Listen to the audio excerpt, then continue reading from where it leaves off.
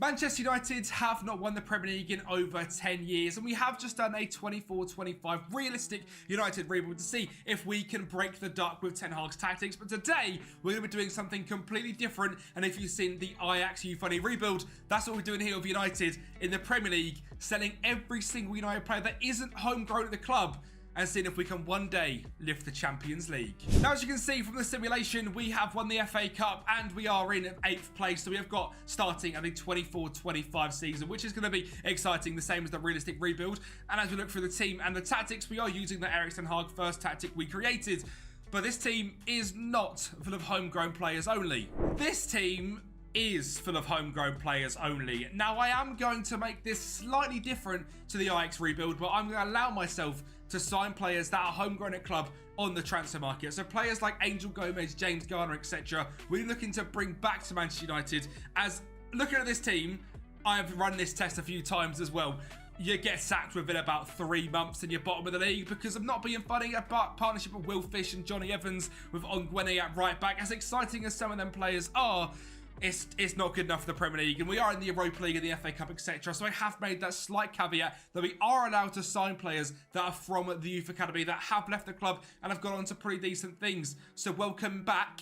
Angel Gomez from Lille. He is now 23 years of age and is a very technically gifted footballer who, to be honest, I think we're all surprised didn't make it at Manchester United, and it looks like, you know, he's killing it over in France. Fair play to Angel Gomez, but he's back here now, as is Jimmy Garner. They're the two I mentioned at the start, they're the two sort of ones that come to mind that have gone on to do fantastic things in their career. James Garner so far smashing it over at Everton and was a mainstay in their midfield last season, showing his Premier League quality, and now he's going to have to be United quality. I think he's going to be good enough. We've also brought back Tenan Mengi as well, obviously last season at Luton in the Premier League, showing he is again very, very good. Great physical stats on Tenan, great determination, and again is one that I think all United fans that, you know, keep an eye on the academy, etc., thought would go a very long way in the game, potentially not Manchester United. I think that's still the case with Tenan. Ethan Laird, another one which is for sure, well, could for sure have gone on to massive things, but he's been massively hampered by injuries in real life. Hopefully that's not the case here today as he comes in as our starting right back. Zidane Iqbal comes in from FC Utrecht, more for cover because we have got Mainu, James Garner, Scott McTominay. Zidane Iqbal comes into that 4. Matikova joins the club back from Bayer Leverkusen, another one that is homegrown at club, starting out in 2017 after signing for a club over in the Czech Republic. Actually qualifies for homegrown status, which is fantastic because he's a very, very good goalkeeper. And Tom Heaton would have been good for maybe a month, is a little bit on the older side. And finally, we've signed Largi Ramazani. He's come in from Almeria, where he joined after leaving Manchester United in 2020. This guy's got outrageous pace, decent finishing, and decent determination as well. And he can hopefully rotate up front or out on the left with Rashford, etc. And it does leave the team looking still not the greatest, let's be honest. It's Kovar in goal, Ethan Laird, Mengi, Johnny Evans, Luke Shaw, Mainu, McTominay, Garnacho, Gomez, Ramazani, and Rashford. Backups wise, we have got a lot of players. Tom Heaton, Will Fish, Jimmy Garner, obviously probably going to play with McTominay, Hugh Gill, Fredrickson, Zidane Iqbal, Bian Sherry, Sam Murray, Dan Gorman, E.K. Sharp, Ongwene, Shuratire, Hannibal stays at the club, Louis Jackson, Oyedele, Toby Collier, Reddick Vitek, Elio Harrison, Nolan, Shea Lacey, Harry Amas, and Jack Fletcher. Now, the 3 at the bottom there are the 3 that I'm really hoping are going to develop into top players. We've got a chance of lifting the Champions League with this current crop of young players at United. Number 1, Shea Lacey. One, determination isn't helpful, but he's incredibly consistent and got great flair. So hopefully, with now being in the first team and training with the 21s, Shea Lacey can become a top talent. Harry Amas, I'm almost sure is going to become that guy because he's got 12 determination, great physicals, great dribbling, great crossing. And the videos we've seen of him this summer so far, you know, where he's going away in training and probably going to be involved with the first team next year. Harry Amas looks like a very exciting talent in real life, and hopefully we can see an unbelievable version of him in 5, 6, 7 years as the starting United left back. And finally is Jack Fletcher, Darren Fletcher's son, who joined from Manchester City last year because he's just 16 when he joins. He qualifies at homegrown at club between 15 and 21, and again, not the greatest determination on him. He hasn't got great stats right now, but could improve into a very, very good player. Now, I know a few of you are thinking, someone like Luke Shaw, how's he homegrown at club? Well, as you can see here, that's exactly what Football Manager describes about. And because I suppose when he was 18, he joined from Southampton. 3 years, 18 to 21, would make him homegrown at club. Now, I don't know if that's a little bit of a bit of a dodgy one, but I'm going to stick him in there anyway because I need a left back for a few years, and he can potentially play in centre back as well when Johnny Evans does retire. You can see everyone here is homegrown at club, and they will be at the due date as well once it's done. If they're trained in nation, which a few of them currently are, they are going to be trained at a club by the time they're 15 to 21. So by the end of the next sort of 2 to 3 years, every single player will be homegrown at club. And in terms of the players that have left the club, it absolutely breaks my heart, but Bruno Fernandes is gone, Sancho gone, Mount gone, Dalot gone, Casemiro, Malacia, Maguire, Wan-Bissaka, Lindelof, Bayindir, Eriksen, Palestri, Varane has gone to Atletico Madrid, and there are still players that I'm trying to get rid of as well. I think there's players that have got out on loan, like Lisandro Martinez, Anthony, Rasmus, Onana, Donny van der Beek is still here as well. All just trying to get rid of. We're not really looking at sorting out the finances, but we 100% will. The debt is going to drop like an absolute stone, as it already has, because we're just going to make so much money. No incomings whatsoever. If any United fans are watching, you know how good our sort of actual money making is, just because of the debt in the club. We're never actually going to make any money. But with this approach, we should be on like £1 billion within like 2 or 3 years, which is going to be very, very exciting. Obviously, I'm not going to be spending any of it, but we can make state-of-the-art training facilities, etc. And the stadium is hopefully not going to be leaking anymore. I've got no idea how the season's going to go. I have obviously run a few simulations with it without doing this sort of buying players that are homegrown in the club, and it went horribly, horribly wrong. We were sacked every single time, so that is why I've allowed myself to bring in some players. I mean, they're all not outstanding, let's be honest. Mati Kovar is a decent keeper, James Garner the same, Mengi is relegated with Luton in real life, Angel Gomez, Elijah Ramazani. Hopefully they can go on to be great things at United at the moment, but obviously in real life, again, they did come from the United Academy, and it works in this sort of rebuild. Youth only. From now on, we're making no more signings. I'm setting a cap here. This is it. This is the squad we have got. I've brought back a few players. Hopefully, I don't get sacked. I've not actually tested this. I'm hoping it works. I'm going to tell you what, we got off to a fantastic start. Obviously, the news were going mental. United have sold everyone, and we silenced them with 3 wins in a row. Now, yes, it was Forest and West Brom, but beating Chelsea with a Rashford penalty in the 95th minute, that seems fantastic. Until we then lost 4-0 to Aston Villa.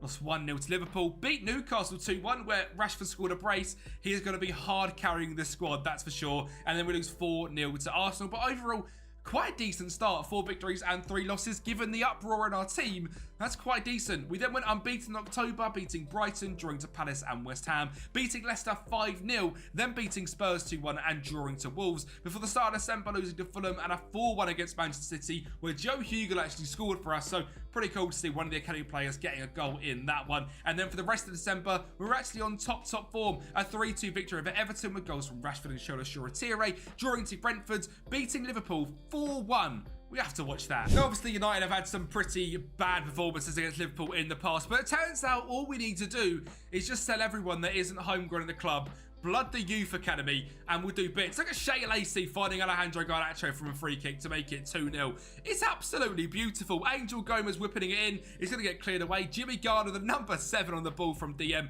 A deflected strike from Endo going in the back of the net to make it 3-0. And some high press from Hugel. Finds Garner. Rashford cuts in. He puts it home. 4-0 against Liverpool. And obviously they do get a goal back to make it 4-1 thanks to Curtis Jones. They're trying to do the same as us. You could never beat us, Liverpool. Don't worry about that. Luis Diaz and a finish from Darwin Núñez. It's amazing what the Youth Academy could do here at United. Even look at the stats of this game. 14 shots to their 2. We played in this game Kovar, Laird, Mengi, Evans, Shaw, McTominay, Mainu, Lacey, Gomez, Garnacho and Rashford. And we just absolutely destroyed Liverpool. And after that as well, we beat Bournemouth 3-1, drew 0-0 to Ipswich, and beat West Brom 2-0, beat Forest 2-0, and then lost 3 games in a row to Chelsea, Villa, and Newcastle. We then beat Arsenal 1-0 thanks to an 86th minute goal from James Garner, lost to Brighton, and then went unbeaten on a 5-game streak against Palace, West Ham, Leicester, Wolves, and Fulham, with only points dropped with a draw to West Ham. We lost to City and lost to Spurs, but beat Everton, Brentford, Bournemouth, and Ipswich to finish out our season in what I'd say has been pretty damn successful. Top 4 with United, while we've only got Youth Academy players. What a dream. What a start to this as well, because I sort of expected to drop down to mid-table-ish with this squad and somehow try and keep our job. We haven't got the editor on her, etc., so hence why I've not sort of done the way that I said at the start of the video, this is without the editor, etc. So it is very, very difficult. Top 4 just shows how good that Ten Hag tactic is. Now, that tactic is available on the Patreon down below, as is the rebuild file for starting for the 24-25 season and the end of this as we get to sort of season, whatever it is we finish at. The file will be there where you guys can pick up this United save with a ridiculous amount of money if you want to go out and spend and buy players, or if you want to just carry on this youth spell of United at the point we've won the Champions League, because that is where this video will end. That'll be down there. A massive thank you to the legends on Patreon right now. You are absolute heroes. Something to spot on this screen, though. I'll give you 2 seconds to see if you can spot something a little bit out of the ordinary. It's Kylian Mbappe at Manchester City. So this rebuild just got 10 times harder. Not only were youth only, City have now got Mbappe. That's just not fair, is it? 25 goals in 27 starts. Means Manchester City are going to be an absolute joke. 92 points for them this season. Rashford, though, joint on goals with 25 is fantastic to see. And it's just worth going through the squad every single season. And I'll show you guys a few players which absolutely smashed it. I locked Harry Amas to left back and moved Luke Shaw to left centre back. And he was actually okay. Now, maybe a year or 2 too early. I feel like we probably are now going to not do this with Harry Amas. And we're going to let him go and develop a little bit in the under-21s. And then hopefully he can be ready for it. He played 39 games, got 1 goal and then a 6.59 average rating. So, playing in the Premier League was obviously maybe a step too far for him. I think it's worth him now going away, just playing under 21's football, and then coming back to us hopefully as an absolute superstar. And we've done the exact same thing with Shea Lacey as well. He didn't score a single goal. He got 4 assists and a 6.69. So very similar to Harry Amas. We're going to now let him go down to the under 21s, and hopefully he can improve over there, because he's not quite grown as much. Maybe it was too much football at such a young age. It's not quite worked out in the experiment. The other star players in the team, though, as there was a lot of players which massively impressed me this season. Looking at the goal scorers, 34 for Rashford with 10 assists, and Largi Ramazani, sort of, you know, Zealand's experiment where he showed you about but just the pace is massively important. Sort of going towards that. He is ridiculously quick, but he has got some decent stats as well. 15 goals and 6 assists. Garnacho, 10 and 13. That's going to have to improve because he is going to be our talisman for us. McTominay, 8 and 5 is good. Angel Gomez, 8 and 12. Jimmy Garner, 6 and 10. And the assists also coming from Joshua Thierry as well, who broke out this season with 6 goals, 7 assists in 30 starts. Played over Hannibal Medri, which I find absolutely hilarious. Mainu, 1 goal and 5 assists. We'll be keeping an eye on how Kempi does, and his England career as well has got off to a fantastic start of 1 cap and 1 goal. But there is no signings to go through, so there's going to be no transfers going forward. I have almost forgot, though, there is some other competition to show you how we got on with. Carabao Cup, absolutely awful. Got 4th rounded by Spurs. In the FA Cup, we got all the way to the semi-finals. We faced up against Liverpool, who obviously we have beat 4-1 earlier on in the season. But this game wasn't quite going to go the same way. Despite a screamer from Hannibal Medri, Liverpool took us to extra time and our young squad fell short in the 110th minute after Darwin Núñez scored to make it 2-1. And as we sent everyone forward to make it 2-0 and see if we could have another magical moment against Liverpool in the FA Cup, it wasn't meant to be, and they won 3-1. But the semi-final was in the FA Cup, and top 4 in the Premier League is quite decent. I won the Europa League, and I've liked to have done better, but sadly got knocked out in the quarterfinals, losing to Fiorentina 2-0. So no European trophy for us, but next season we're in the big one, the Champions League, which is fantastic. It is certainly worth noting as well, the debt is gone after 1 season, which is absolutely ridiculous, and we're up to £463 million in the bank. It's pretty crazy. Now, as this video comes out, I'm going to be away on a holiday, but if anyone on Patreon wants to message me and you want just this end of season file where you can now pick up from here with the debt of gone on United, message me on Patreon and I'll get that sorted for you and I'll send it to you, because this is a pretty good point to start a new save from, I've got to say. £234 million in the bank and like £2 million in wages with 0 debt on the club. Amazing what you could do with youth only. Let's get into Season 2. And with Season 2 didn't start quite so swimmingly. We did beat Palace 3-2, but then lost our next 2 and drew to West Ham. But luckily, that was the start of some decent form as we beat Ipswich, Burnley, drew to Everton, beat Southampton, beat Brighton, drew to Newcastle, beat Forest, and drew to Liverpool. Now, a lot of games in there we were expected to win, but it's good to see that with the younger team, we still can get them victories in. We did then lose 3-1 to Chelsea, but beat Spurs Spurs 3-0 before losing 3-0 to Manchester City. We then went on unbeaten for the rest of December, beating Norwich, drawing to Bournemouth, beating Villa and beating Brentford before the start of January, absolutely smashing Fulham 6-0 with goals from Shola Tire, a brace from Rashford, a brace from Garnacho and an 83rd minute strike from James Garner. We then beat Palace 3-0 before losing 7-2 to Arsenal. I don't quite know what's happened there. In the Premier League though, after that we faced up against Ipswich and goals from Harry Amas and Sam Mather made us 2-0 winners. Great to see some more Wonder Kid names coming through. We drew to Burnley and Everton in the next 2 games for beating West Ham 5-1. Lost to Southampton, but beat Brentford, lost to Newcastle, beat Forest, lost to Liverpool, drew to Chelsea, beat Spurs 4-3 to do the double over them this season. Lost to City 4-3 though, a very close game. A brace from Elijah Ramazani and a goal from Shola wasn't quite enough as an 95th minute Haaland goal was the difference. We did then beat Norwich 2-1, Bournemouth 2-1, losing 1-0 to Villa and beat Brentford 3-0 to round out that Premier League season and again securing 4th place. I'm quite happy, to be honest. We're progressing quite well as a club. Obviously, a lot of players are growing a hell of a lot in this first couple of years, so we'll go through their stats in just a minute or two's time. But the fact that we're managing to score goals and actually be quite decent defensively with the likes of Tenamengi, Johnny Evans, and probably Luke Shaw and someone else now at left back, it might be Harry Amas again, I'm not too sure. But the fact we managed to do what we are doing with just a youth-only side so far is simply fantastic, and the money is just unbelievable. The transfer debt's now down another 30 million. We've just got so much of it, and of course here at United the youth facilities are pretty ridiculous. I mean, every single season we're asking to improve everything to do with youth because we might as well. It's all we've got to go and improve on. So we are asking for that every single season. We have had our first proper hot prospect come through the academy so far. It is Dominic Gunn, a Scottish midfielder slash left winger with 16 determination and a 12 finishing. He isn't the most consistent player, but he does look like someone which can certainly grow into being an absolute superstar over the next few years. So we'll keep an eye on Big Dom Gunn.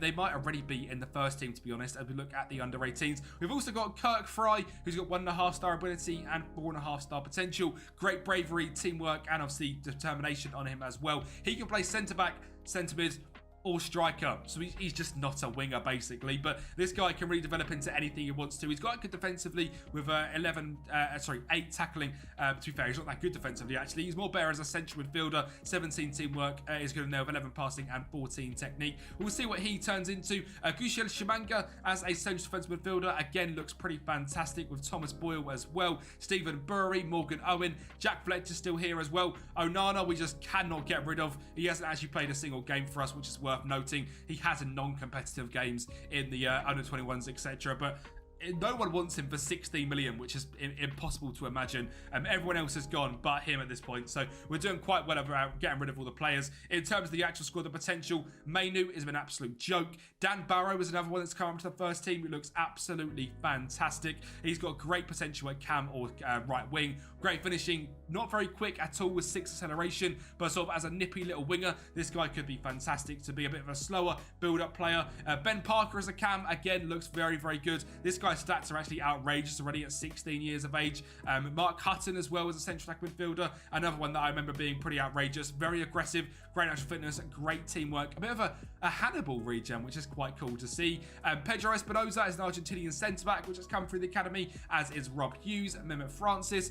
There's loads coming up, which is great to see. Now, Harry Amas, we actually did lock in at left back this season and is starting to work for him as well. This season, a 6.74, 3 goals and 5 assists. A much better showing for him. He is progressing quite nicely in quite a few stats as well. And we'll be looking at sort of the progress sheets at sort of the end of the rebuild as we go through all the attributes, etc. We'll do this for most players at the end. You can see he's growing very nicely already. There'll be some which are absolutely astronomical as we get to the end of this rebuild. So make sure you keep an eye out for that at the end of the video. Goal scorers this season, same 3. Rashford, Ramazani with 20 this season and Garnacho with 12. We are looking good. Players are progressing well. Let's go to season 3. Sorry, no you won't. I forgot the other competitions again. A 4th rounded by Arsenal in the FA Cup, 5-2. Before getting quarter-finaled by Arsenal in the Carabao Cup, losing 4-2. But the Champions League actually went very, very well.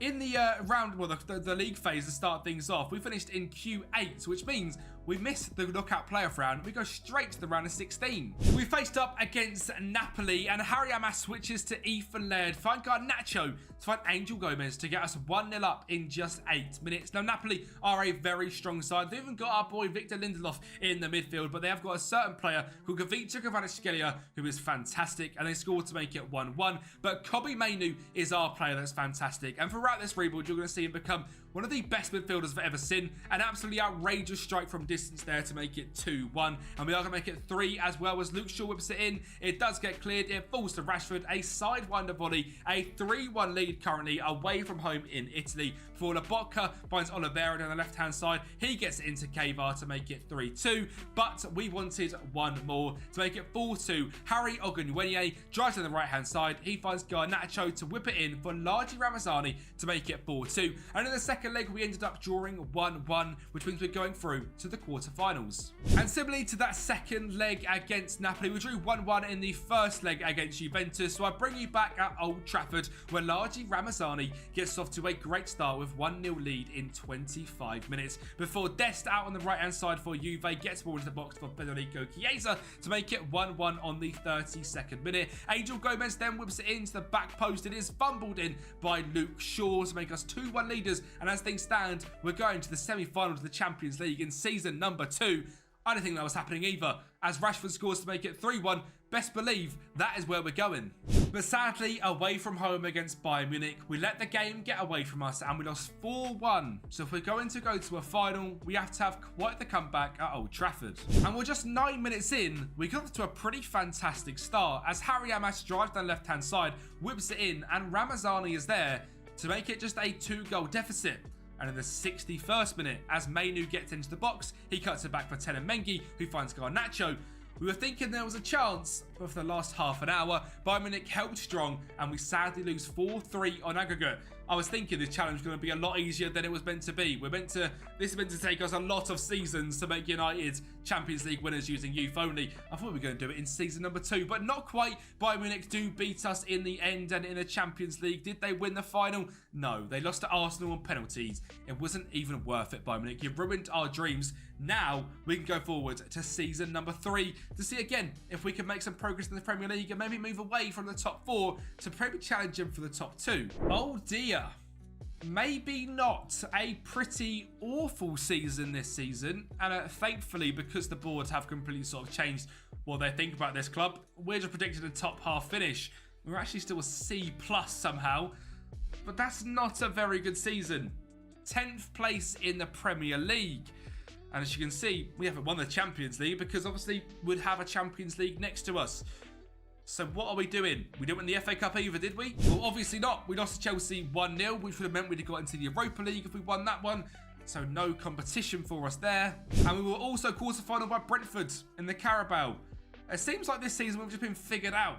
And maybe we have to make some tweaks to the tactic, because obviously players are growing a lot in ability, but something's gone wrong this season. And in the Champions League as well, we dropped out of that top 8 to get ourselves down in 11th place when we had to go for the knockout playoff round, where we actually done quite well, beating Galatasaray 7-2 on aggregate with a 6-0 victory in the second leg. And we're in the round of 16, despite losing 3-2 to Spurs, we do win 5-4 on aggregate, and we are going to the quarterfinals again in the Champions League. We just seem to do it in the UCL. We were drawn up against Arsenal, so we're staying in North London, and well, it seems to be quite a happy hunting ground for us. Garnacho scored in 30 seconds after a defensive mistake to make it 1-0, but Arsenal did come back at us, unlike Spurs, and Martinelli scored to make things 1-1 in just 6 minutes. But we were the team who were looking to take a commanding lead, as Parker, our first regen to come into the squad, drives in from the right hand side and scores an absolute screamer on that left foot to find the top corner.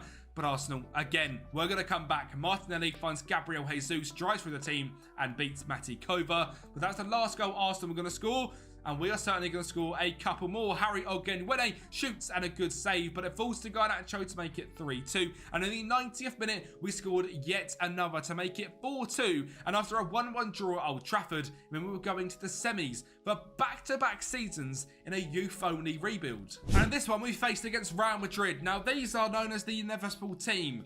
Are United inevitable? And is Ben Parker inevitable off that right-hand side to batter it in with that left foot? I think he might be. Mason Mount whips it in. I mean, he should technically still be here, but Osimhen finds Rodrigo and he makes it 1-1 as Messi Kovar quite get down to it. But that was the last goal Madrid scored. And very similarly to the Arsenal game, it's the last one we're going to see them score, but not the last one for us, as Ramazani makes it 2-1 in the 83rd minute. He then gets it into the box, and Luke Shaw is here on the right-hand side. He finds Ramazani again to find Rashford to make it 3-1. And that's not it. There's going to be a fourth. Dale Fry, the centre-back, centre-mid striker we've got, finds Shola Shoretire, gets into the box, near post cross Courtois.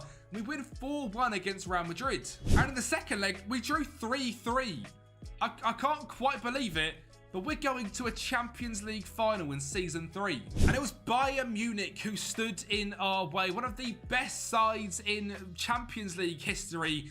And Kingsley Coman scored to make them 1-0 leaders. It's almost like, you know, the treble in '99 was against Bayern Munich. How about a euphony victory in the Champions League as well, where Ramazani whips it into Rashford to make it 1-1. And we actually took the lead as Luke Shaw drove down the left-hand side. He finds Rashford yet again to find Angel Gomez, who's got a screamer past Petrovic to make it 2-1. And again, I'm starting to think this rebuild's going to end a little bit quickly.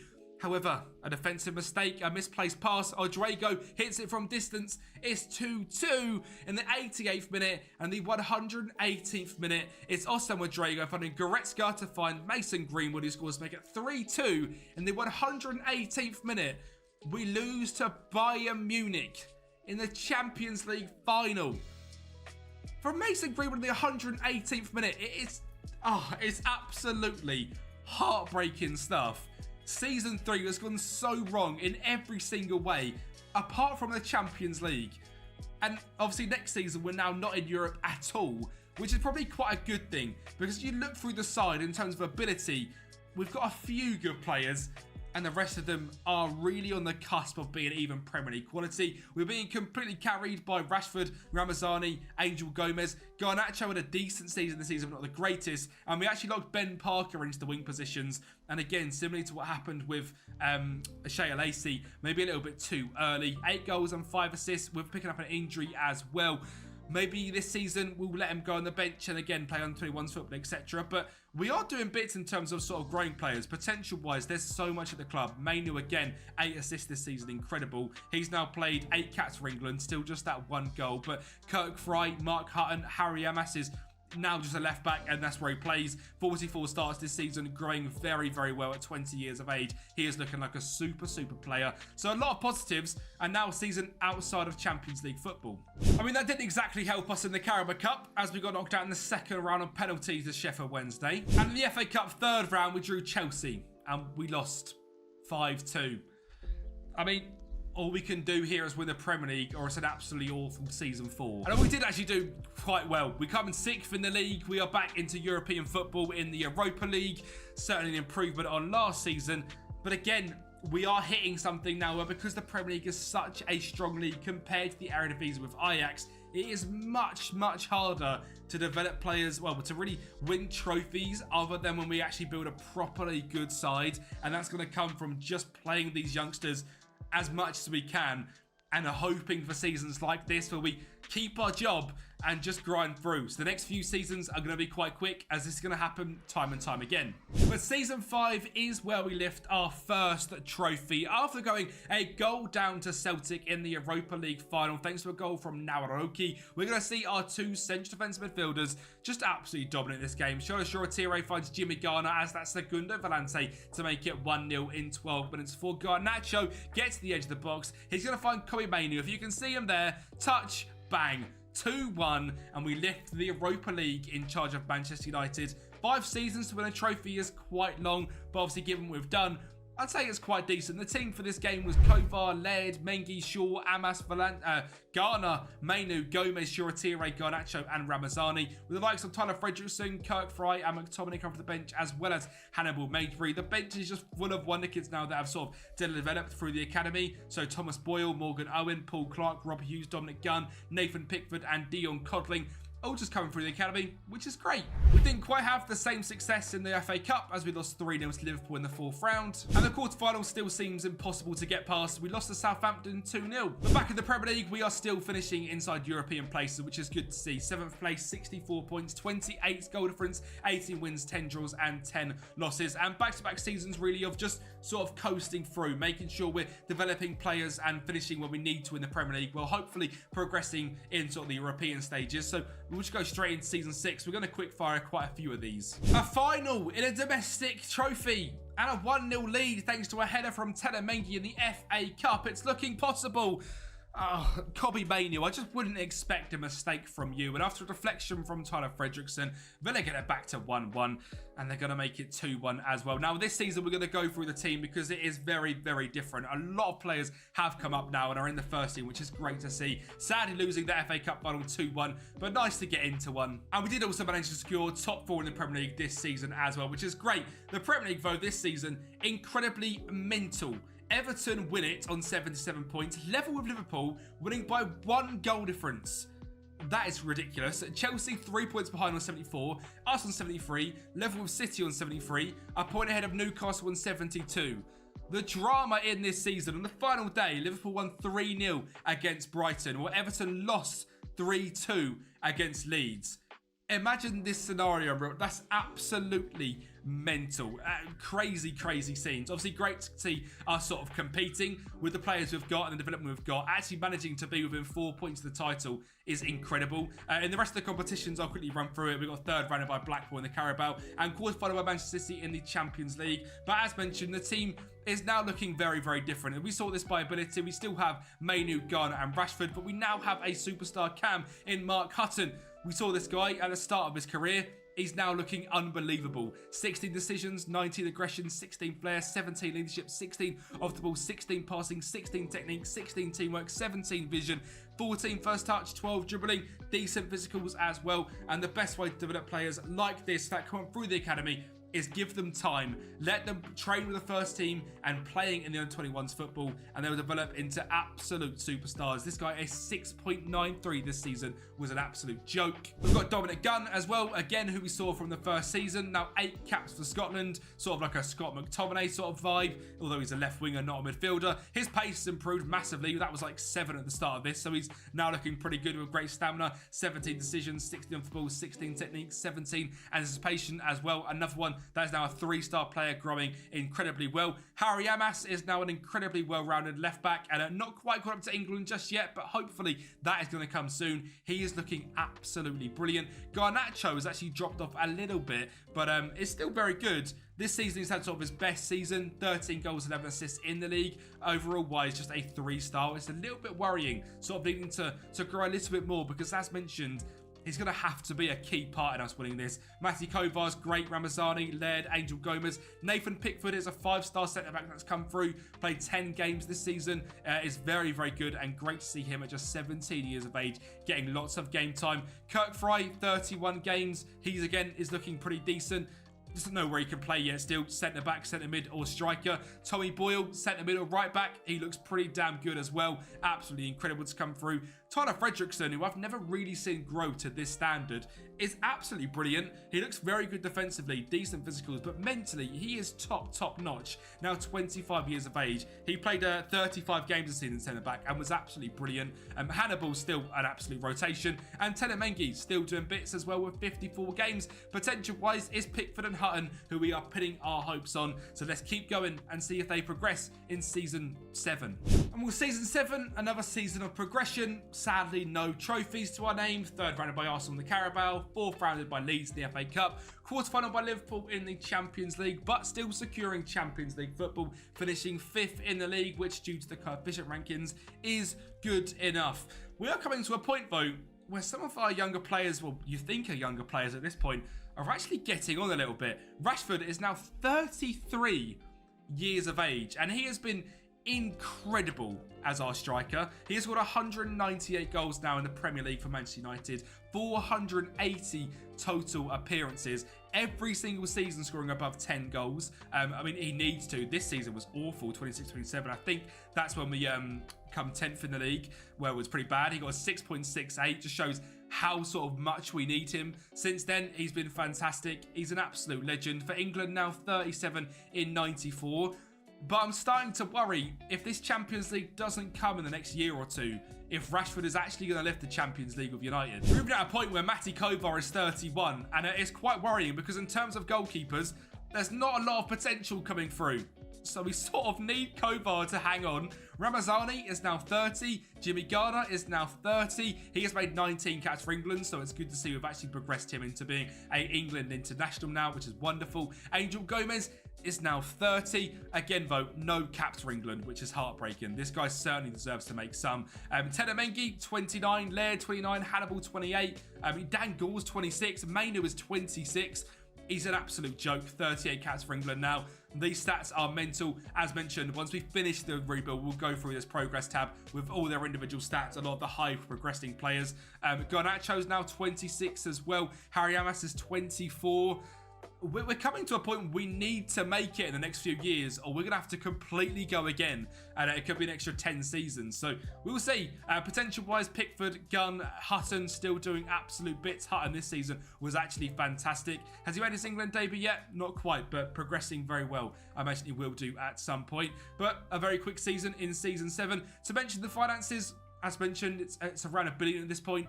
£835 million in overall balance. Absolutely no doubt in the club as well, which is great to see. And in terms of this, now 5-star youth recruitment, 4-star facilities, and 4-star training facilities.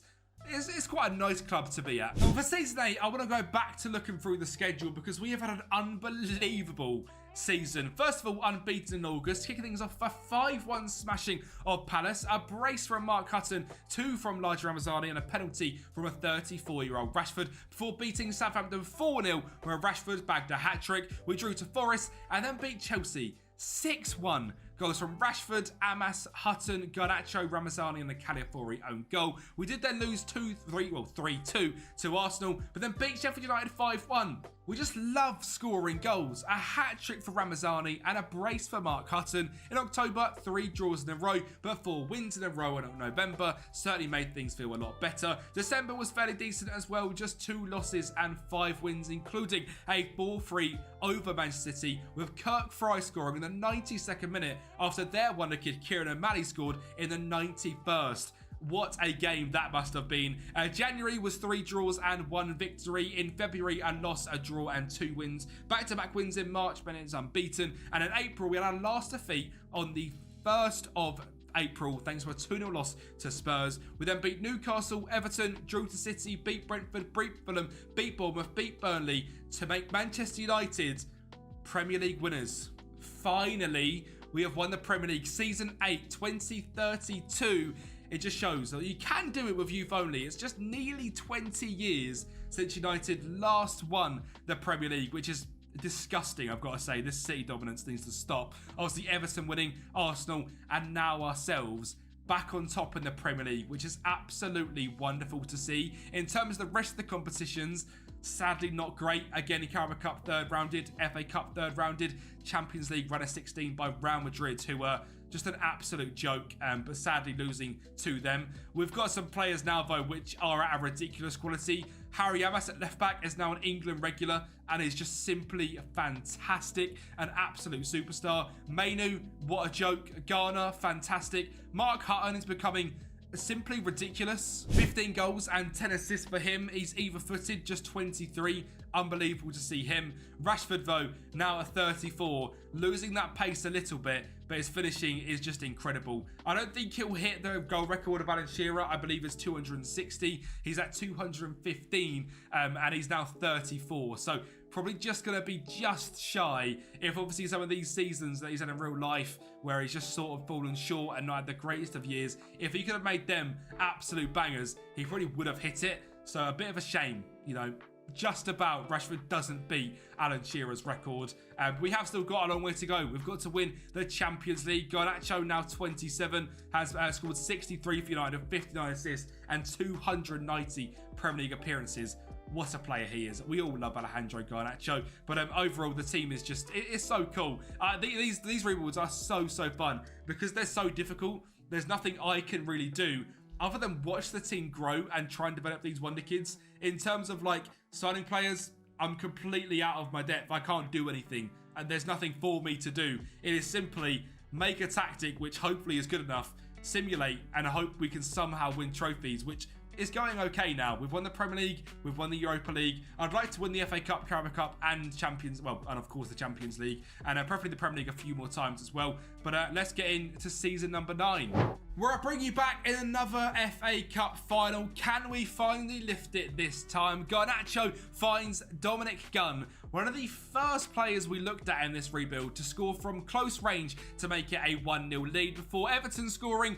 I mean, it is pretty much regen central now from Godoy, who scores to make it 1-1. And then a 35-year-old Marcus Rashford steps up and beats Diogo Costa to make us 2-1 winners. And Manchester United finally again lift the FA Cup for the first time since the 23-24 season. It's taken 9 years, but we've done it with players that are all our own. Sadly though, no Carabao Cup, as it just seems like every single season the third round is where we bow out. And in the Premier League, we managed to come in third place, quite a distance off of Manchester City, 18 points in fact, and Erling Haaland is still here and still being incredible. He again still has not quite yet broken Alan Shearer's record. He scored 237. He is, what, 23 away? He's now 32. He's probably going to break it. I'd like him to leave if possible, because that's quite annoying that he has done it and Rashford isn't quite going to do it on 235, just 3 years older. Sadly, I think Rashford is coming to the end, which is heartbreaking stuff, but what a guy he is. What a legend, man. 11 pace on Rashford is crazy, but just the fact that he's turned into an absolute demon striker is fantastic to see. But yeah, we have still got one thing to check out: the Champions League. And well, for the first time in a very long time, we have finished in the top 8. Now, I've not shown you the league phase the last few times because there's not really been much point. We get knocked out pretty early on. But finally, this time, top 8. Wonderful to see. And well, I wouldn't normally show the round of 16, but we've played against Manchester City in the first leg, a 0-0 draw, before Tenen Mengi whips a dangerous ball in for Rashford to head home to make it 1-0. For Denilson Silva finds Garnacho to find Garner to find Silva again. Someone we need to look at in a minute's time to make it 2-0, and we beat City in the round of 16. This guy is just 18 years of age, has again come through the academy, has got unbelievable potential, and it's the only goal he scored for us. The rest of it has been in non-competitive play, where he's got 16 goals and 7 assists, but pretty cool to see a Brazilian come through the academy. Obviously something not really you see a lot of in Manchester United. They're normally not going to come through. We normally buy him at sort of 19, 20 years of age. It's not often you see a Brazilian come through, so pretty awesome, Denilson Silva. And in the quarters, we faced up against Tottenham Hotspur, who are obviously a very decent side. But that goal right there was unbelievable. Mainu fighting a ball over the top and a sideways volley from Rashford to make it 1-0. And Spurs are going to grab a goal back to make it 1-0. That's the only goal they're going to score today. I still can't go over that finish from Rashford. Simply ridiculous. Garner does find Dominic Gunn on that left-hand side. He makes it 2-1. He is really becoming a superstar for us now, the Scottish international. Mainu then drives to the midfield, finds his best friend at this point, DM partner in Jimmy Garner to find Francis, who makes it 3-1. And just 1 minute later, we grab a fourth to take a commanding lead. And after the second leg being a 2-1 victory, with us being through into the semi-finals, a very convincing tie with smash Spurs and a final goal from Garnacho. And for the semi-finals, it was another all-English affair, and the first leg, a 0-0 draw against Spurs. And for the semi-finals, it was another all-English affair, this time a 0-0 draw against Chelsea. And for the first goal of this tie, it come from Mickey van der Ven in a Chelsea shirt in the 53rd minute. But just 1 minute later, Tyler Fredrickson brought it forward to find Mark Hutton to find Ramazani, who has lost a little bit of his speed, but is still pretty nippy to make it 1-1 in 53 minutes. And we are going to grab a second and the lead in this game after a defensive mistake. It falls to Angel Gomez, a 2-1 victory. And we are in to the Champions League final. And you have to say, this is the last chance for Rashford and probably a few other players to lift it with United. So let's see if we can do it. And well, of course, it was that man, Marcus Rashford, to score from the spot in the 28th minute against PSG to make it a 1-0 lead. Fiete then scores to make it 1-1 for PSG. But in the 110th minute, Francis finds Garner to find Angel Gomez to find this rebuild's hidden star, Largi Ramazani, in the box to make it 2-1. And United lift the Champions League. But there is a lot to still go through because some of these players that we have developed and seen for come through the academy, etc., have been absolutely ridiculous. The hidden man, Largi Ramazani, I mean, if you've never used this guy on FM, give him a try. He's simply ridiculously good. That pace is just ridiculous on FM. He's now a championship level player, but he's now made 53 caps for Belgium with 13 goals. We developed him into being an absolute superstar. He's either-footed and simply brilliant. In terms of ability, we'll sort it by this and look through some progress, shall we? Mainu. I mean, 50 caps for England, it's ridiculous. Let's look at his progress attributes of all time. Yeah. I mean, there's a bunch of 4s, a bunch of 3s, a bunch of 2s. Mainu was grown at a ridiculous level and mentally is one of the best midfielders the world has ever seen. We've got Mark Hutton, who has broken through to be our starting central attacker midfielder, another player that's absolutely ridiculous, and since the start of time, his stats have gone up 6s in anticipation, 7s in off the ball work, 7 agility, 4 acceleration, 4 pace. I mean, it's so fun to look at players that come up through the academy and look at their progress. This guy has turned into an all-round unbelievable talent, and he's now at a point where he's still not made a cap for England yet, but is more than good enough to. He looks absolutely fantastic. We've got Dominic Gunn as well, who has got up 9 in vision. I mean, I've never seen progress like it. 9 is absolutely mental.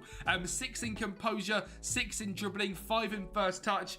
He's just gone up in a ridiculous amount. 3 in pace, 4 in acceleration, 5 in stamina as well. But 9 in vision is ridiculous. This guy is now a 40-capped Scottish international and is an absolute superstar. James Garner, who is one of my favourite players in real life to watch, he's such a technically gifted player, has also grown a fair bit as well. Not quite as much as maybe you'd like to have thought with his potential being capped, but this guy in real life is a top talent. Put your stocks in him. This guy is a superstar. Expect to see big things the next few years. And Harry Amas, of course, as well. Now 16 caps for England as their starting left back. I mean, what a player. Again, just seeing a player like this actually develop from playing loads of games United is great. 8 decisions, 7 concentration, 7 anticipation, 6 in marking, 2 in tackling to be 13, 2 in heading to be 7. Physically, he's grown so much as well. Unbelievable to see Harry Amas be a fantastic left back. Garnacho, maybe not quite as much as you'd like to think. In fact, pretty much nothing, which is very odd because normally Garnacho is one of the best players in the game by the end of it. Obviously, we got a little bit of a dodgy version, not quite growing as much, which is a shame, but I mean, he's still done quite good. 318 caps and 71 goals. It's nice to see someone like Tenen Mengi really growing as well, and his mental stats becoming, a very good Premier League defender for the rest of his career. And again, it's something that I think all United fans think Tenen certainly could have done at United. Now he's gone to Luton. I think it's a fantastic move for him, and I hope it works out for him in real life. Mati Kovar has been simply fantastic from the very start of this rebuild, our starting goalkeeper. What a legend. Kirk Fry is a very odd one. I don't really know what position he's best in still. He's played loads at centre-back, but looking at his stats, he's not the greatest there at all. A very odd player, but someone pretty cool to develop through. And finally, we're going to look at Marcus Rashford as well, because he's lost all of his physical stats, but he has gone up in finishing, anticipation, decision-making, work rate, vision. What an absolute legend. Well, he does go down as an icon. I got a bit scared here because I was looking through. I couldn't see him, but he's on the scroll here. He is as an icon, as am I, as the gaffer of United, which I love to see. No one else quite making it onto this list, all the legends list. In terms of favoured personnel, Garnacho and Angel Gomez, also both in there as well, which is absolutely fantastic. Of course, no one making it onto the legends list. Rashford, the highest up, which is pretty cool to see. Going down this list, there is loads of players. We could go through every single one. Would be here forever. Someone like Tyler Fredrickson, pretty awesome to see him develop into a United centre-back. Ramazani, another one just to quickly mention, as I've been absolutely fantastic. Yeah, Angel Gomez, great to see him develop into a United level cam. Fantastic to see. Like I said, if you guys want to pick the same up on Patreon and look through everyone, you're more than welcome to. Some great wonder kids coming through for you to still go and look at. And in terms of finances, basically £1 billion now in the bank. All I say is have good fun. Thank you for watching this Manchester United youth-only rebuild. Probably the last United rebuild of FM24, so don't worry. If you don't want the United rebuilds, this is probably it now. Thank you so much for watching. I'll speak to you next time. Ajax are one of the biggest clubs known for developing youth talent in the whole entire world. But what would happen if there was a transfer ban? They could no longer sign any players, and every single player used in this save is going to have to come from the youth academy until we win a Champions League. Well, that's a task I'm going to be doing today, showing you exactly how to grow your very best wonder kids that come through your youth academy and how to build a tactic good enough for them to win the Champions League. It sounds like an impossible task with the Dutch league growing ever better. The likes of PSV, Feyenoord, Alkmaar, FC20 all finishing above Ajax this season. It is going to be tough, but welcome to rebuilding Ajax using the youth academy only. And when you look through the team without just separating it into youth only, it's quite a good side. Players like Steven Bergwijn, Steven Berghuis, Jordan Henderson, Owen Window, Josip Sotalo, even Francisco Coensao, all here at the club. And if you were to put them in the team, well, you should probably end up winning the Eredivisie. But what if you took them all away? Well, you'd end up with a 4-3-3 with Tommy Stepford in goal, Devin Wrench at right back, Silvino Vos filling in at centre-back, even though he's a midfielder. Jarell Harto, Goussier, Kian Fitz, Jim, Van Den Boomen, who is a fantastic purchase they made just 12 months ago from Toulouse. Trained at Ajax, so he counts. Kenneth Taylor in midfield as well, so a fantastic duo in there. Jaden Bano at right wing, Nashi Univar going back for his loan on that left wing, and Brian Broby up front. Now, we are playing a very nice 4-3-3 system here with an inverted fullback, inverted wing backs, players moving all over the place, using that high press but short tiki-taka pass in Johan Cruyff way that he would love Ajax to play. And obviously, over the years, this team will get better. The best way to develop the wonder kids coming out of your academy is to give them more and more game time. If they play more games, they will get better. And as we saw this by our team, most of them have that 5-star potential. Our two midfielders, we're going to be set for a good 3 or 4 years with. And as we head down onto the bench, etc., again, players like Gabriel Missenhoy are going to be fantastic. Ethan Butera, David Kolko, Van Axel Dongen, Mika Gotts, Mark Verquij. There is so many players here. There's just too many to name. This is everyone that has good potential. We're here at Ajax to kick things off. Obviously, we are going to get some more wonder kids come through at 4.5-star youth recruitment, 3.5-star training facilities, and 4.5-star training facilities means, of course, these players are going to grow. We have got a lot of players to go and sell, so over the next 3 or 4 years, that'll be my goal. Not a single one of them will touch the field. They will be getting sold as fast and as well as possible. So this finances thing here, that's going to grow a hell of a lot until we get to the point where we've won a Champions League by just using our youth academy. So no signings at all, not even under 18s from Brazil coming in. This is a pure youth academy only rebuild. So I suppose let's get into season number 1. Well, this season, even with all them sales, we were still predicted to finish in 3rd place and keeping Champions League football. Was that going to be possible? With the start to this season, losing to Hercules and Almere, I'm not quite sure Champions League football is going to be possible, as they are 2 of the worst teams in the league. Luckily, we bounced back with a victory over FC20, but drew against Go Ahead Eagles and NEC. A frankly shocking start in Ajax's position. We did go 3 games winning in a row though against Utrecht, Willem and Pek Zwolle, drew to De Graafschap and beat Helmond Sport and Sparta Rotterdam. But when we faced the big boys in Feyenoord and PSV, we lost both of them, both conceding 3 goals, 3-1 against Feyenoord and 3-0 against PSV. But the youngsters were starting to settle in to their new roles. We beat Fortuna Sittard, beat RKC Waalwijk, beat AZ Alkmaar, drew to SC Heerenveen and beat Almere City to leave it only 4 losses in the first half of the season, and 2 of them coming up against our league rivals. And well, you're probably thinking, of course, we've got Europa League football as well. Well, we actually had to qualify and we lost the games. So we're not even in the Europa League group phase. That probably just shows how bad this team was. We lost to Brøndby. We beat them 2-1 in game 1 and lost 2-0 in game 2. That's pretty shocking. And well, things weren't much better in the Dutch Cup either, as we were 1-0 losers against AZ Alkmaar. So quite simply, our only chance for trophies in season number 1 was going to be the Eredivisie, and we'd have to go on quite the ridiculous run to make that happen. Well, we beat Hercules and lost to FC20, but then we did go on quite a fantastic run, especially given we are youth only. We beat Go Ahead Eagles, beat NEC, beat Utrecht in a fantastic month of February, went unbeaten in March of 3 victories and 1 draw, and then in April we beat Sparta Rotterdam, drew 1-1 to Feyenoord, beat PSV 2-1 thanks to a brace from Nashi Univar, beat Fortuna Sittard, beat RKC, and beat AZ Alkmaar, and beat SC Hervening. Now, we must be thinking, we must be close to the title then. What a fantastic run to the end of the season. Well, as mentioned, the Eredivisie is getting stronger,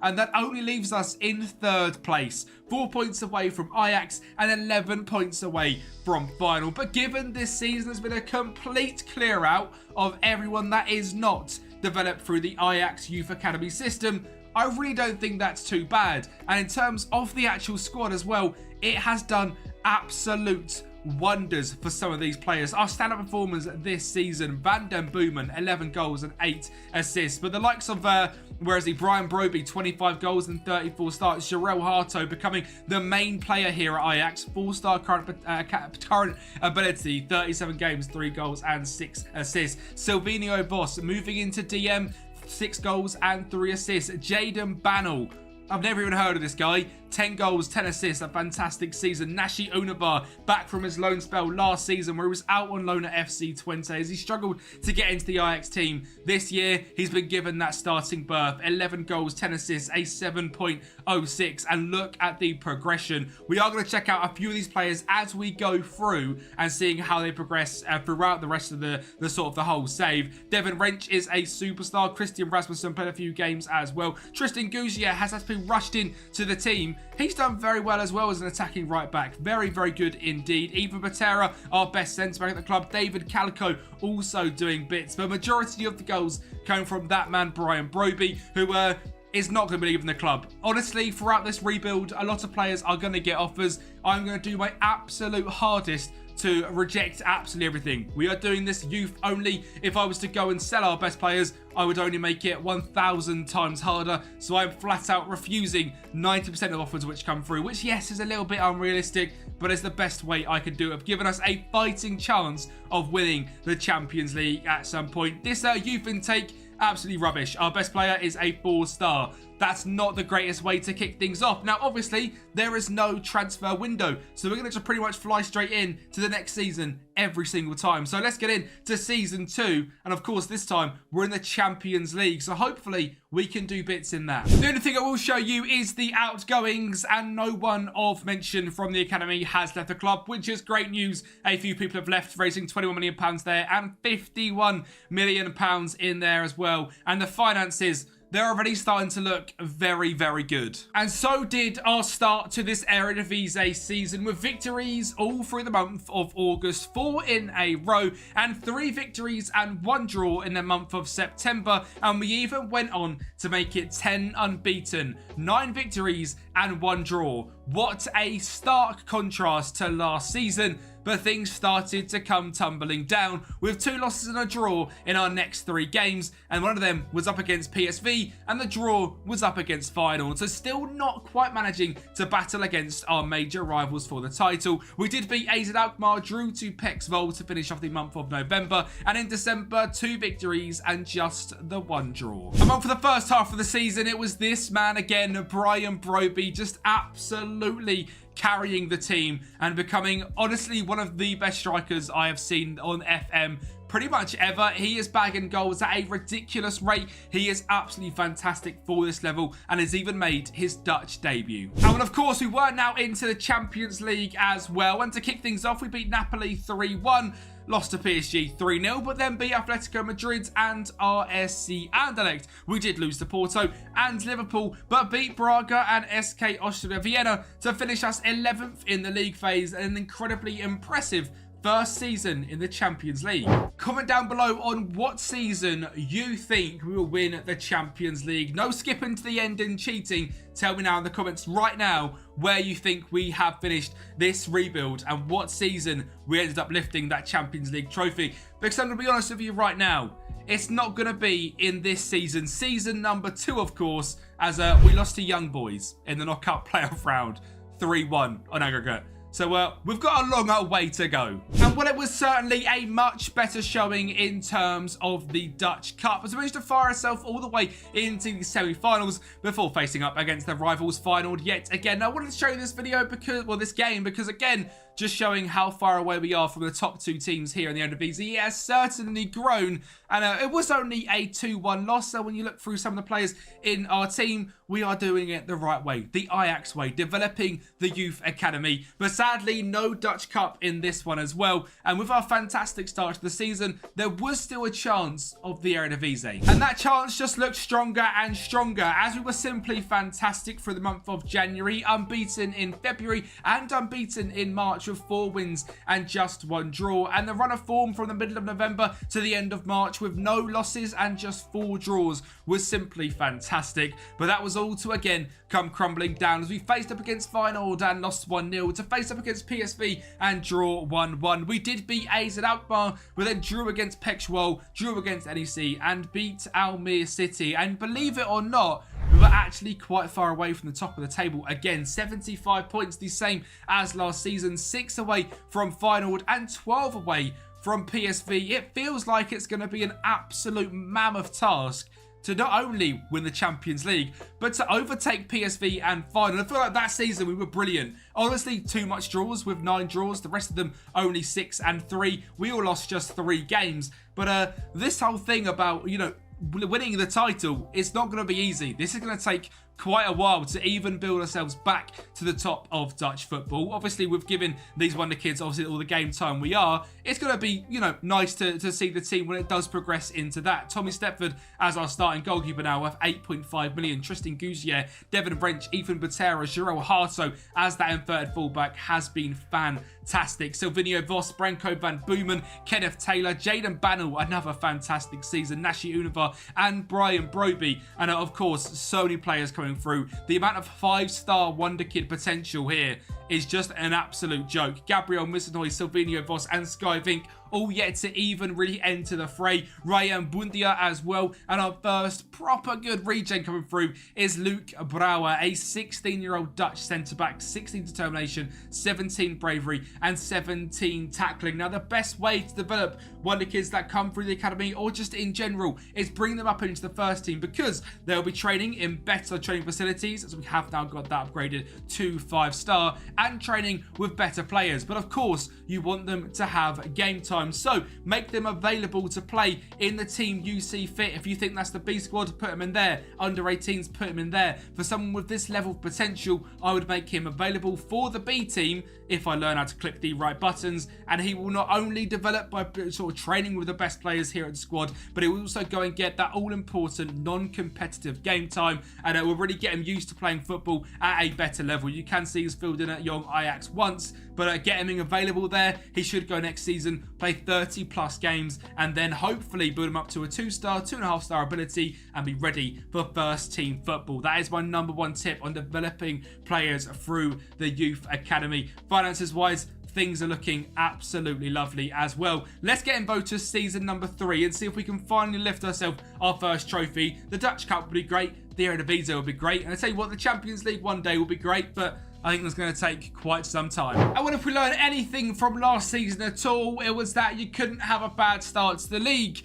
So losing 2-1 to Sparta Rotterdam instantly put our title hopes to a dent, but beating Feyenoord 1-0 brought them quickly back to life as we then beat NEC, Willem, AZ and Hercules in a great run of form. Drew to Almere and Den Haag, so them draws still not quite going away, beating Excelsior and Utrecht and then losing to PSV. We then beat Emmen, Go Ahead Eagles, Vitesse, but finished off November with another drop points against Fortuna Sittard and a loss to Pekshwal, beating RK Valevich, doing the double over Feyenoord and then drawing again to Sparta Rotterdam. Just too many draws for us to possibly win the Dutch Cup. Well, speaking of the Dutch Cup, we do manage to get to the semi-final yet again, and in the 88th minute, after a ping-pong in the box, Brian Broby finishes to make it 1-0, and just 30 seconds later, Van Dongen finds him yet again to make it 2-0. And that took us all the way to the final, where we beat Excelsior on penalties and lifted our very first trophy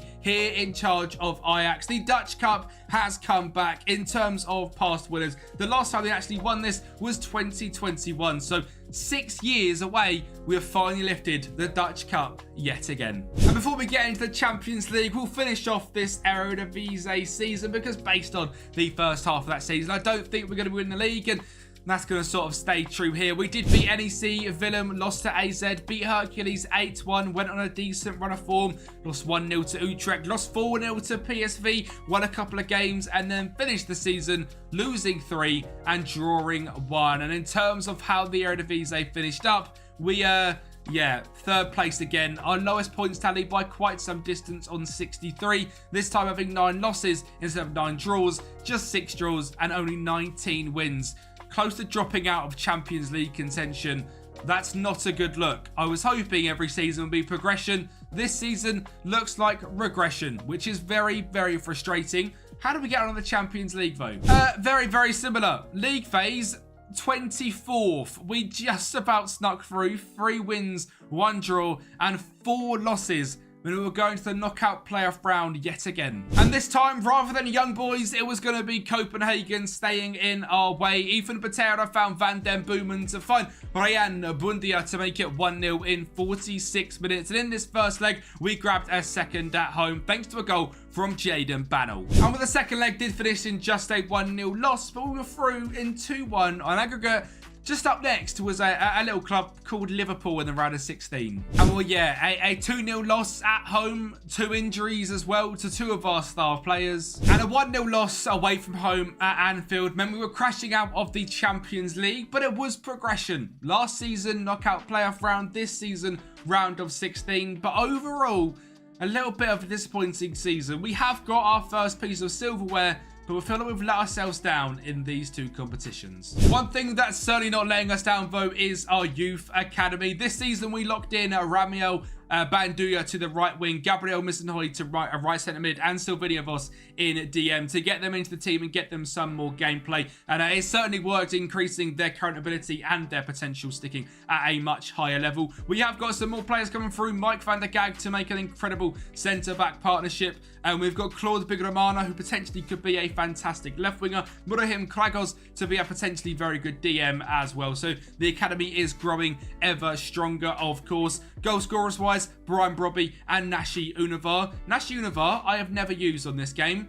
I've now got him to a value of £60 million by just playing him for 89 games over 3 seasons. He's now got 16 dribbling, 16 first touch, 16 flair. And when we actually look at his progression from the very start of things, he has gone up 1s and 2s, the old Russ Cook, in many of his stats and is looking absolutely brilliant. So if you do want to go and get yourself a very cheap winger at the very start, Nashi Univar can turn into an absolute demon off that left-hand side. And it's not the only one as well, of course, because this youth academy is simply brilliant. Gerald Harto, Kenneth Taylor, Devin Wrench, Brian Broby, Ethan Patera is progressing very nicely now. Jaden Bannell, Voss, Missenhoy, Branko van der Boomen, Lucas Yetten is coming in as a very good left-back. Tommy Stepford in goal, a 7.08 average rating. I really didn't think this guy would be good enough, but again, just by giving him all of this game time, he is progressing very, very nicely. 2s, 1s and 3s in this, even a 4 there in decision making. Gameplay can be everything to get one of the kids you don't quite think are going to be good enough to being actually top level players. This guy is also extremely consistent, so actually playing him so much has made him more consistent. It has made his stats much better and has made him the Ajax #1, conceding just 81 goals in 89 games over 3 seasons, starting out as an 18-year-old. That's pretty damn impressive. Obviously as well, still trying to sell a few players, but there is also someone in here that looks quite good. We have had an absolute superstar come through the academy. This man is 15 years of age. He's got a value of £25 million. His name is Sefa Kadaglan. He has 16 finishing, 16 pace, 10 composure, 15 determination, 14 stamina. This guy is probably the best player I've ever seen come directly out of a youth academy. 15 years of age, perfectionist personality. And I know people are going to think I'm using the editor and all that malarkey. I can quite simply show you here on the game status. The in-game editor isn't even allowed. This guy is newly here. He's brand new. It's Sefa Karagan, and he's going to be here to take Ajax to the very top. When Brian Broby gets to, 28, 29 years of age, this guy will be going 18, 19. That sounds perfect to me. I'm looking forward to seeing how Sefa can progress here at Ajax. Let's get into Season 4. And well, yet again, to start the season off, we showed that we were up and down on form, beating Zwolle, drawing to Hervening, beating Sparta Rotterdam, drawing to Feyenoord, and then winning 3 games in a row without conceding a single goal. 7 games unbeaten, 5 wins and 2 draws. Had us sitting pretty at the top of the table. We then did lose to NEC, but went another 3-game winning streak. We then lost to AZ Alkmaar, beat Den Haag, lost to Utrecht, beat Vitesse, lost to Twente, beat PSV for the first time, and then lost to SC Hervening again. It seems like we're finally starting to beat the bigger squads, but then losing to random little teams. And then in January, I decided to bring in that 15-year-old prodigy, Sefa Karagan, and boy, am I happy I did. In this, his very first start for the club at the start of January, he went ahead and grabbed a goal in just 9 minutes, putting it past Schneider in goal. And just 20 minutes later, after Silvinho Voss found a great ball over the top to Devin Wrench, a first-time ball in, a sideways volley across the goalkeeper, I knew we had an absolute superstar on our hands. And from there, he kept scoring and we kept winning. We beat Sparta, Feyenoord, De Graafschap, Almere, Valajik, NEC, drew to Fortuna Sittard, beat Excelsior, Go Ahead Eagles, AZ, Den Haag, Utrecht, Vitesse, and FC Twente in quite a ridiculous run from January to the very start of May. A whole host of victories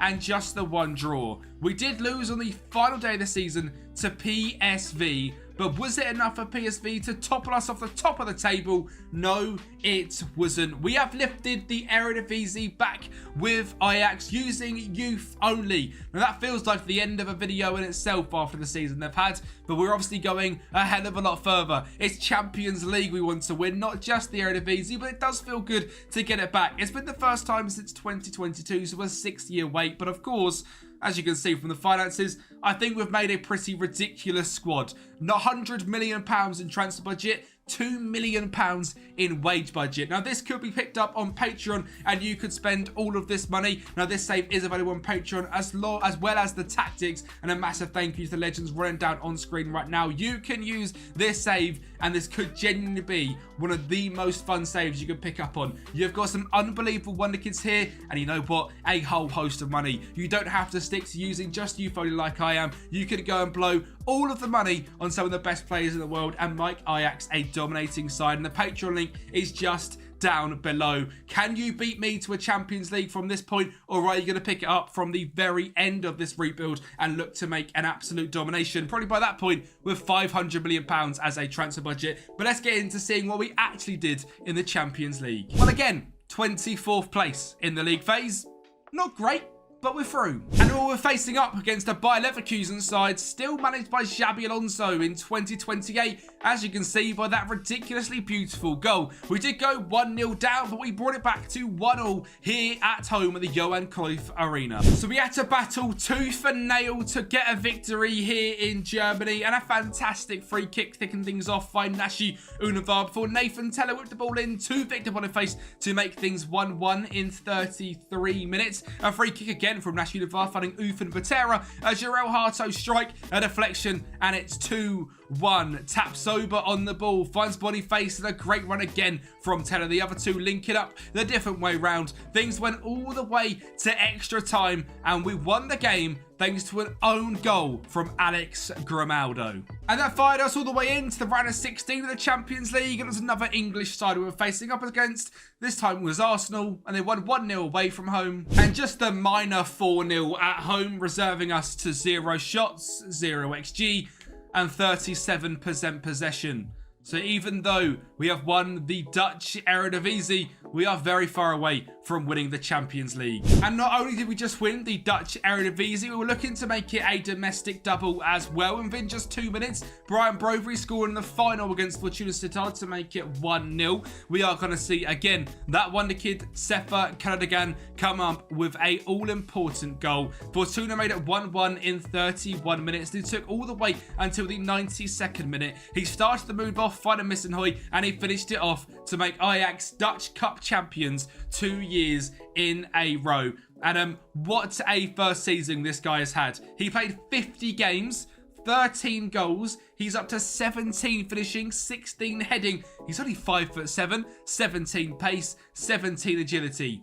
I genuinely cannot think of a time I've ever had a wonder kid come through the academy better than this guy, and he is going to be the all-important thing in making us Champions League winners. Because without this guy, I genuinely believe we've got absolutely no hope in hell. So hopefully Sefer will stay at the club. He is tied down for another 2 years. If we can make that another couple on top, there is a chance we could keep him until we make him a Champions League winner. The squad is progressing incredibly well. In terms of other players that have come through, we do have Mamadou Cueto, who is a centre-back / CDM. Donny Fer is another fantastic striker, which sadly just isn't going to get a look in. He could even be better. He's got 15 finishing, 12 composure, great determination, 5'10". We really could sell Brian Brobery and go forward with Donny Fer and Kera Sefragan. Mike van der Gaag is still here. Luke Brouwer is fantastic still. Antonio Cunha as a winger. Hugo Jacobs is here. Caragos. We've got Eric Vlack, we've got Marco Antic, and I mean, these are all fake players. We've still got Jarell Harto, still got Lucas Yetten, who's progressing so well. Ryan Bundia, Sky Vink hasn't even had a look in, and I don't think he will anymore either because of Sefer Karagan and Donny Fer. And we've still got the legend that is Brian Brobery. In terms of our best players at the club, it's Jarell Harto, Kenneth Taylor, Ethan Patera, Nashi Unava, Devin Wrench, Brian Brobery all the way down here now because of course we decided we were going to try and make Sefer our starting striker. He only started 7 games and got 46 off the bench, but I've got a feeling we are going to be trying to develop Brian Brobery into a winger and have him still in the squad because he is going to be pivotal to us also getting a Champions League victory. In terms of outgoings, I don't think we've sold anyone of note in quite some time. We haven't, which is good. We're just looking great, and I genuinely think we are now at a point where just progressing this club more and more, giving these wonder kids more and more game time, that Champions League is only a matter of a few years away. But now that we have won the Eredivisie, we're going to be concentrating a lot less on that and pretty much just showing you the table and the results. And this is the tactic and team we are now using for our push to the Champions League. We've moved away from the inverted wing-backs and full-backs and gone with a standard 4-3-3. We mean business. Gougier, Wrench, Patera, Harto with Tommy Stepford in goal. Sylvinho Voss and Nistelrooy in central midfield with Kenneth Taylor. With Brian Brobery out on the right, Nashi Unava up on the left, and of course Sefer Karagan up front. Let's see what we can do now going forward. Well, maybe we should go back to doing the schedules because we've not won the Eredivisie. I thought this was going to be the point where we absolutely run away and dominate, but in fact we come third. To be fair, level on points with PSV and just 2 points away from finals, and it shows the Eredivisie really is progressing as a league. It is marked down here in the competition reputation as the 6th best league, and I mean, jumped up to 5th at one point ahead of the, I'm guessing, League 1. So, you know what? A top league. And anyone that says it's a Farmers League, it's wrong. This three-way competition is so enjoyable on Football Manager. And I've loved every single minute of actually simulating through this save and seeing if we can build a team that's good enough to compete at the top flight of the Eredivisie the whole time. But this season, just third. And winning the Dutch Cup, it was just the second round. We got absolutely battered by Helmond Sport. I mean, great. We can't dominate Dutch football, it seems. And even then, with the league phase, the Champions League was still down in 23rd place, 1 place up from 24th. But we got knocked out in the knockout playoff round by eventual winners Liverpool, this time losing 4-2. Putting up a little bit more of a fight, but a 4-0 loss at Anfield isn't great. And as you can tell, we are now going to start flying through the seasons as we look to speed things up and see if we can complete for a Champions League. So anyone that did think they were going to get a guess from winning the Champions League by looking at the time of the video would have been done, because now we're going quick fire mode. Season 5 is done. Let's check out Season 6. Well, I don't quite understand how this has happened, but the Dutch League, for some reason, has lost UEFA coefficient. We had to go into a qualifying round and we lost to AEK, which means we got knocked down into the Europa League. Oh, well, yes, we absolutely smashed through the league phase, finishing in 4th. But there were still some massive teams here. United, Newcastle, Galatasaray, Sevilla were here, Atalanta, Napoli. I can't believe this. For some reason, the league's got worse.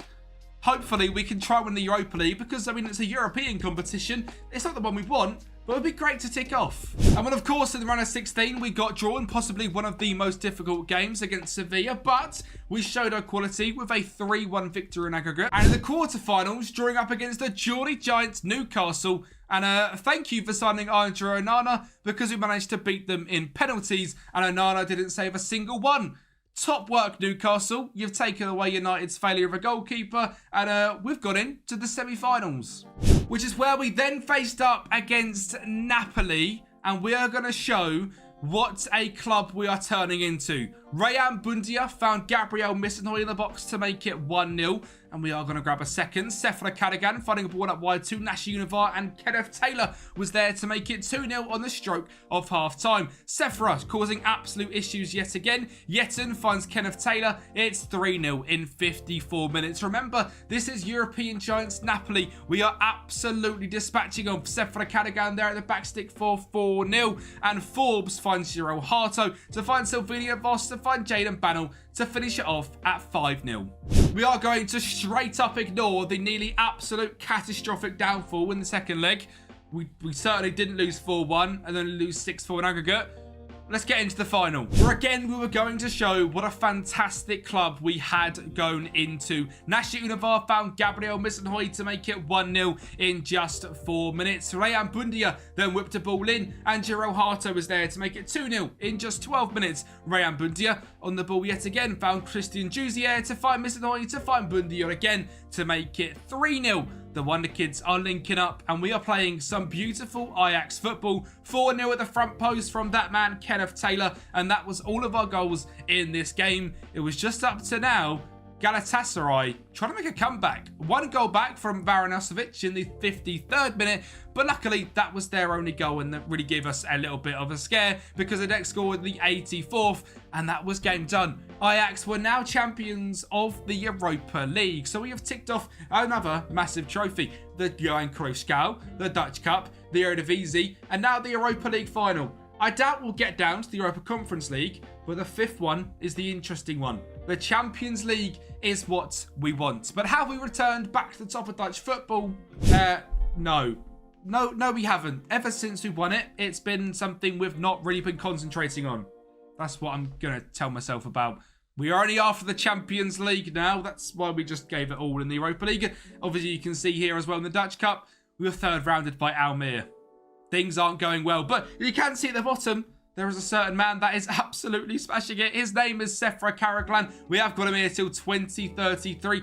He does want to leave to go to a better squad, and that's because he's got 17 dribbling, 18 finishing, 17 heading, 16 off the ball, 16 decisions, ridiculous physicals. I genuinely wish I had the editor enabled so I could see this guy's actual potential ability. He genuinely is an absolute superstar. 30 goals in 53 games at 18 years of age. 4 caps for Turkey already. What an absolute legend. And he could become a club legend as well. In terms of potential, anyone else? Serendinio Fur, I think, is another new striker. We've got 2 Furs because Donny Fur is here as well. He played 26 games off the bench and was great. Mamadou Kudau became a starting centre-back for us. He is 18 years of age, played 53 games this season. Great heading, marking, tackling, determination, bravery and jumping reach. He is progressing very nicely as well. Luke Brouwer played 15 off the bench. Eric Flack, 37 off the bench as a central defensive midfielder. Again, another player that's come through the academy, developing very, very nicely. We are getting a lot of players come up, and again, every single season, just asking the board to continuously improve youth recruitment, youth facilities, training facilities, everything we can to just make it an absolute dynasty and have the facilities as good as possible. As mentioned, this could potentially get up to £300 million in transfer budget. It's now 172 million. And if we did use this wonderful little slider here, we can get it all the way up to £219 million. When you pick this up on Patreon, you're going to have some serious fun. Let's get in to, I think, season 7. And while it is worth me just quickly mentioning, we'd have sold a couple of people over the last couple of seasons. Devon Wrench has left to Bayern Munich. He left for about £32 million. And Ethan Patera also left to Barcelona. This was 2 seasons ago now, but that is it in terms of outgoings. That's pretty much happened since the very start, other than selling everyone that was not here at the club. So 2 big sales, hence why Kudia come into the team last season, and we'll see a lot more wonder kids come through in defence. But how did we get on in the league this season? Did we finally manage to get back our Eredivisie? Yes, we did. 83 points, a point clear of PSV. And it was that man, Lassina Traore, actually, at PSV, who did come through the Ajax Academy, who tried to make it, so he didn't win it. But you can stay away, Mr. Lassina. We've done bits. Sephra in at second place, 15 goals. We do get that title back to us, which is simply fantastic. Do we make it a Dutch double? Of course we did. It was a 3-1 victory, this time against Feyenoord. They have started to really fall off since, obviously, the Arne Slot revolution. Things have gone a little bit downhill. They have got big Shaquille Van Persie up front, but we've got a lot more wonder kids, and especially that man, Sephra Karaglan, Brian Broby, and Gabriel Missenhoyer, convincing 3-1 victory. So it was all down to the Champions League. We managed to actually qualify for it this time. In the league phase, we come 20th. So if you think about it, 24th, 24th, 23rd, 20th. We are making gains. And in the knockout playoff round, we were facing up against Arsenal, who have been a very difficult side for us to break down in previous seasons. Well, Brian Broby scored in just 13 minutes to make it 1-0. Arsenal then helped our case by getting a red card, so Silvinho Voss found Rayan Bundia to find Sefa in the box to make it 2-0. Arsenal are going to grab a goal back thanks to a German who has won a Champions League before. It is, of course, Kai Havertz to make it 2-1 in the 82nd minute, but we retained our 2-goal advantage. Forbes down the right-hand side beat his man, drove into the box, a fantastic magical run, and a 3-1 victory. And away from home at the Emirates, it was just Ethan Nwaneri, Arsenal's very own superstar wonder kid, to grab just 1 goal, but Arsenal did lose 3-2 in aggregate to the mighty Ajax, and we were through to the round of 16, where we faced up against Real Madrid, and their team's just an absolute joke. Jude Bellingham, Charles Pena, Matthias Tell, Vinicius Jr., Florian Wirtz was there. I mean, what are you meant to do against that? We've got to beat that at some point. The second leg was much closer away from home, but genuinely, they are just way too good. I don't know if we're ever going to be able to win the Champions League. I'm pinning all my hopes on Sefa. We've got till 2033. He is refusing to sign a brand new contract because he is way too good.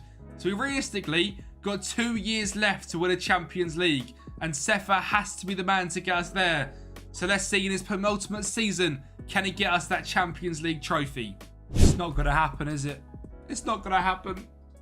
Round of 16, PSG.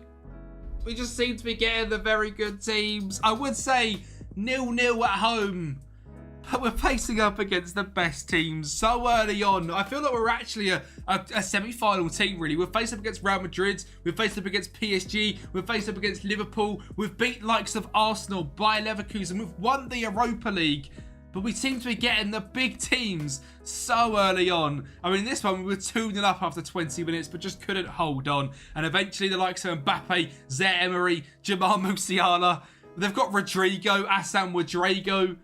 I mean, this is going to be ridiculous. We've pretty much got next season, or it's going to be like another 10 years to see if we get a ridiculous wonder kid striker. So if we don't win it next season, we might have to look a second part or something of this, because this might be the longest video ever otherwise. In terms of the rest of things, we smashed the league again. We have now won it back-to-back season, which is good. We didn't win the Dutch Cup, but I really don't care. We did go running up in the Johan Cruyff Skull. Sephra Karaglan is just an absolute joke. I mean, he is now world class. He has got to be sitting at like 160, 170 in terms of his like current ability. Again, there's no way for me to check this. I am interested to see if he's getting any sort of like Ballon d'Or, you know, sort of recommendation. I don't know how you'd see that. Is it like Golden Ball Award or something like that? Yeah, World Golden Ball. He's not on this at all. Was he on like the the next gen version. Is he the next gen? He has won the next gen twice. Yeah, fair enough. He's pretty good, isn't he? I'm not really surprised about that at all. Under 21 Footballer of the Year, he's not won that yet, so he could still go ahead and win that one. World Player of the Year, no, that's the rest of the boys. And World Team of the Year, he's not quite in that one yet. But he has won the next gen a couple of times, which is pretty cool. We've got our very own absolute superstar. Absolutely buzzing we've got him. It's just, this is do or die. This is it. This season, or it's not happening in this video. Well, of course, we smashed through the Eredivisie yet again with Sefra Callaghan and Brian Broby leading the top goal scorers chart, with Nashi Univar in third place as well. And the team we are doing this with is incredibly strong. But this is it. This is the team that could hopefully make us Champions League winners. Tommy Stepford in goal has progressed a whole bunch into a very good level keeper. Swingsusen as a right back has developed through the academy. Fantastic. With Jetten at left back, Baker and Cuedo as our two centre backs, with Silvino Voss and Kenneth Taylor in DM. Brian Broby at right wing, Nashi Univar at left wing, Gabriel Missenhoy in cam, with Sefra Callaghan up front. It is do or die. This is the team we have got. We are sending it. Do we win the Champions League? With the league phase, we done pretty good this season, sitting in 14th place. 8 wins, well, 8 games, 4 wins, 1 draw, and 3 losses against Chelsea, Arsenal, and Juve, but all very tight games. It does mean, though, we are back into the knockout playoff round. We will join up against our Dutch counterparts, PSV, and it was a 5-2 victory on aggregate. We just battered them in the league, so I wasn't really too worried about this one. And finally, a decent tie. And well, we're giving another nice one by getting OGC Nice, of course. A 5-3 victory, a fantastic one as well. And finally through into the quarterfinals. Now, I think this is about where we are as a club. As mentioned, we've faced up against PSG and Real Madrid in the last couple of years, and in the round of 16. I feel like that's unfair. We've had quite nice runs this time. Is the quarterfinal going to be as far as it goes? We were facing up against Liverpool team that finally in 2033 were managed by ex-club legend Xabi Alonso, and Kenneth Taylor got us off to a great start at Anfield, making us 1-0 leaders before Trent Alexander-Arnold found Dominic Szoboszlai to make things 1-1 at Anfield. So it was back to the Johan Cruyff Arena to see if we could beat Liverpool and book a place in the semi-finals. And we had quite a good striker. An unreal finish there from Sefra to make us 1-0 leaders. And he's going to grab a second as well. A great ball over the top. Broby finds him there. And it's 2-0. And we're going to grab a third and book our spot in the semi-finals of the Champions League, thanks to a goal from Nashi Univar. The players that have started this save with us are now becoming legends, and we have booked a spot in the semi-finals just like Ten Hag did with Ajax. Could we make that next step and reach the final? Well, just like Ten Hag, it is an English team in the semi-final, but this time for us it's Chelsea. And what an awful mistake that is. And their wonder-kid striker, Darren Long, makes it 1-0 in 40 minutes. But away from home at Stamford Bridge, we're going to make things 1-1 and give us a serious fighting chance back at the Johan Cruyff Arena, where Chelsea were going to show early signs of dominance thanks to a goal from Carl Johnson, making it 1-0 in the 57th minute. Just 3 minutes later, though, we bounced back. Nashi Univar whips it in, and Brian Broby is there to make it 1-1. And of course, this story is not going to end in heartbreak. Gabriel Missenhoy finds a great ball through to Sefra to make it 2-1. Or is it going to end in heartbreak? Daniels on the ball to the right-hand side, finds Enzo in the middle, cuts it back, deflections everywhere. Rojas scores. And we're going to penalties. Rayan Bundia scores. Chelsea step up. And the goal scorer Rojas misses. Nashi Univar steps up. It's a 2-0 lead. And all the pressure is on Chelsea. Good Johnson scores. Kenneth Taylor scores. And Chelsea with Oscar Gluck miss. And Ajax are going through to a Champions League final. And in what is set to be a Champions League final to finish this video, I am absolutely buzzing with how things have gone, even after Kasuna makes it 1-0, because we've got this man, Sefra Callaghan, who's going to be our knight in shining armour. In his last ever game for the club, he makes it 1-1 in a Champions League final. And when you think it couldn't get better, Brian Broby makes it 2-1 in a Champions League final. But Newcastle were not going to lay down there. Loran finds Amar Delic to find Loran, and Jimmy Garner finds Pereira to make it 2-2. And if it wasn't written in the stars that in this 64th minute, that man in his final game for the club, Sefa Callaghan, scores for Ajax and makes Ajax Champions League winners using only the youth academy. This has been such a fun save and such an eye-opener into how well Wonder Kids can develop if you just give them playing time. If you look through this team, someone like Sefa, he could just be in your youth academy. I have played him for 186 games, and I might have one of the best strikers to ever grace the earth of football. We have the likes of Silvino Vos, who sometimes doesn't develop into a fantastic player. He's now a 4-cap Dutch midfielder with fantastic stats overall. We have got the likes of Lucas Yetten, a South African left-back who has become one of the best left-sided defenders in world football. We've got Tommy Stepford in goal, who I've never seen progress at all,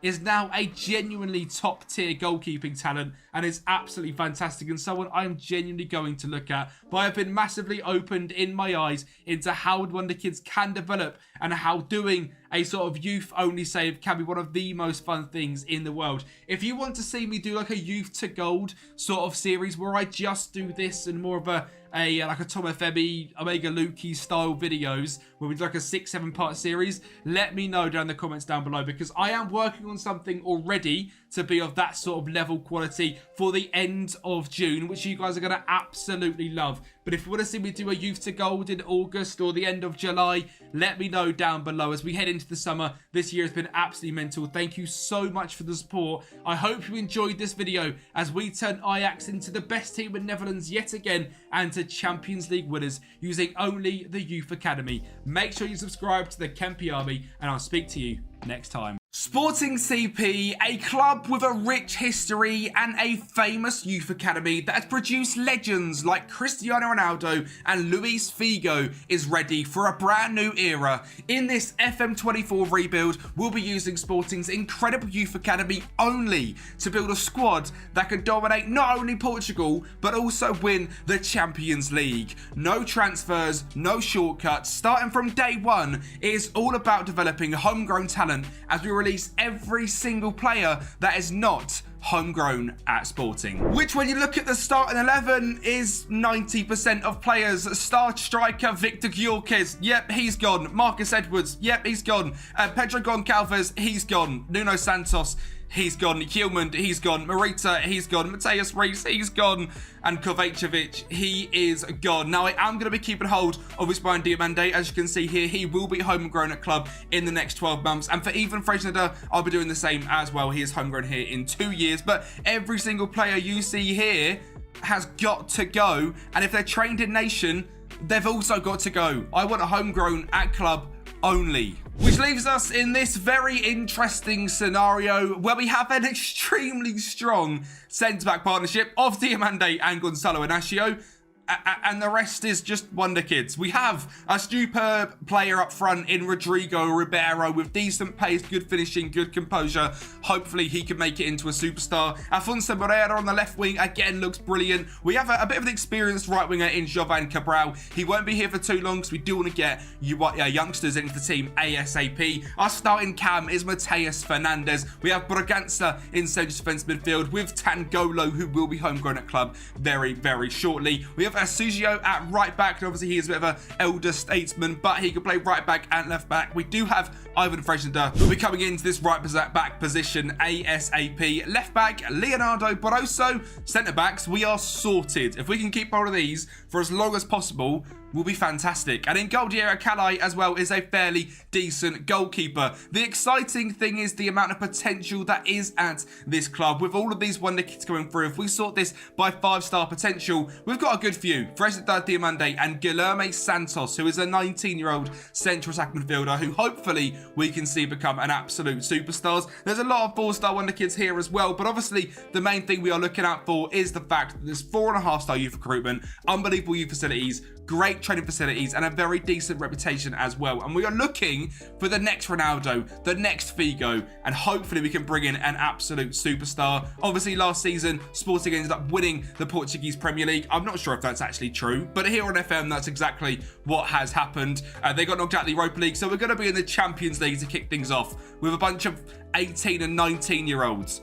This is going to go absolutely fantastic. And to prove as well that we're not going to be using any of them previous players, I have sold everyone that there is to sell, or loaned them out, and they'll be sold very, very soon. Marcus Edwards gone to PSG, Gyökeres to Liverpool, 19 million, absolute bargain. We've raised another 68 here with Cohen Sao, Morita, Hillman, Nuno Santos, Pedro Goncalves. Pretty much everyone is gone that I was looking to sell. There's a few more that we are going through and trying to sell, and I'll be continuously doing that until they're not here at the club, which is a little bit sad, but it is what it is. And it means in the Portuguese Premier League, with the youngsters we've got, we're predicted down in 4th place, quite a way off Benfica, Porto and Braga, but the goal for this season is simply to not get sacked. We are looking to develop these youngsters as well as we can, not get sacked, and hope for a Ronaldo regen in season 1. I'm going to tell you what, we certainly did hold our own against some of the biggest clubs in the league. This one against Porto, and we're going to walk away from home with a 2-0 victory.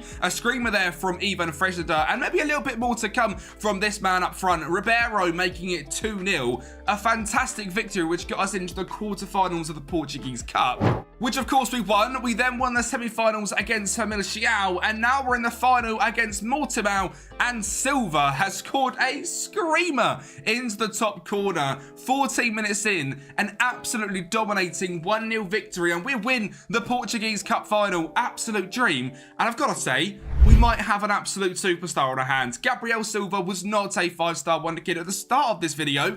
Now, however, he looks absolutely cracked. 13 finishing, 13 composure, great speed and acceleration, 13 goals in 48 games. As a 17/18-year-old, that is a massive win to have him come through. And well, believe it or not, that's not the only competition we won. We also beat Benfica on penalties in the Portuguese Super Cup.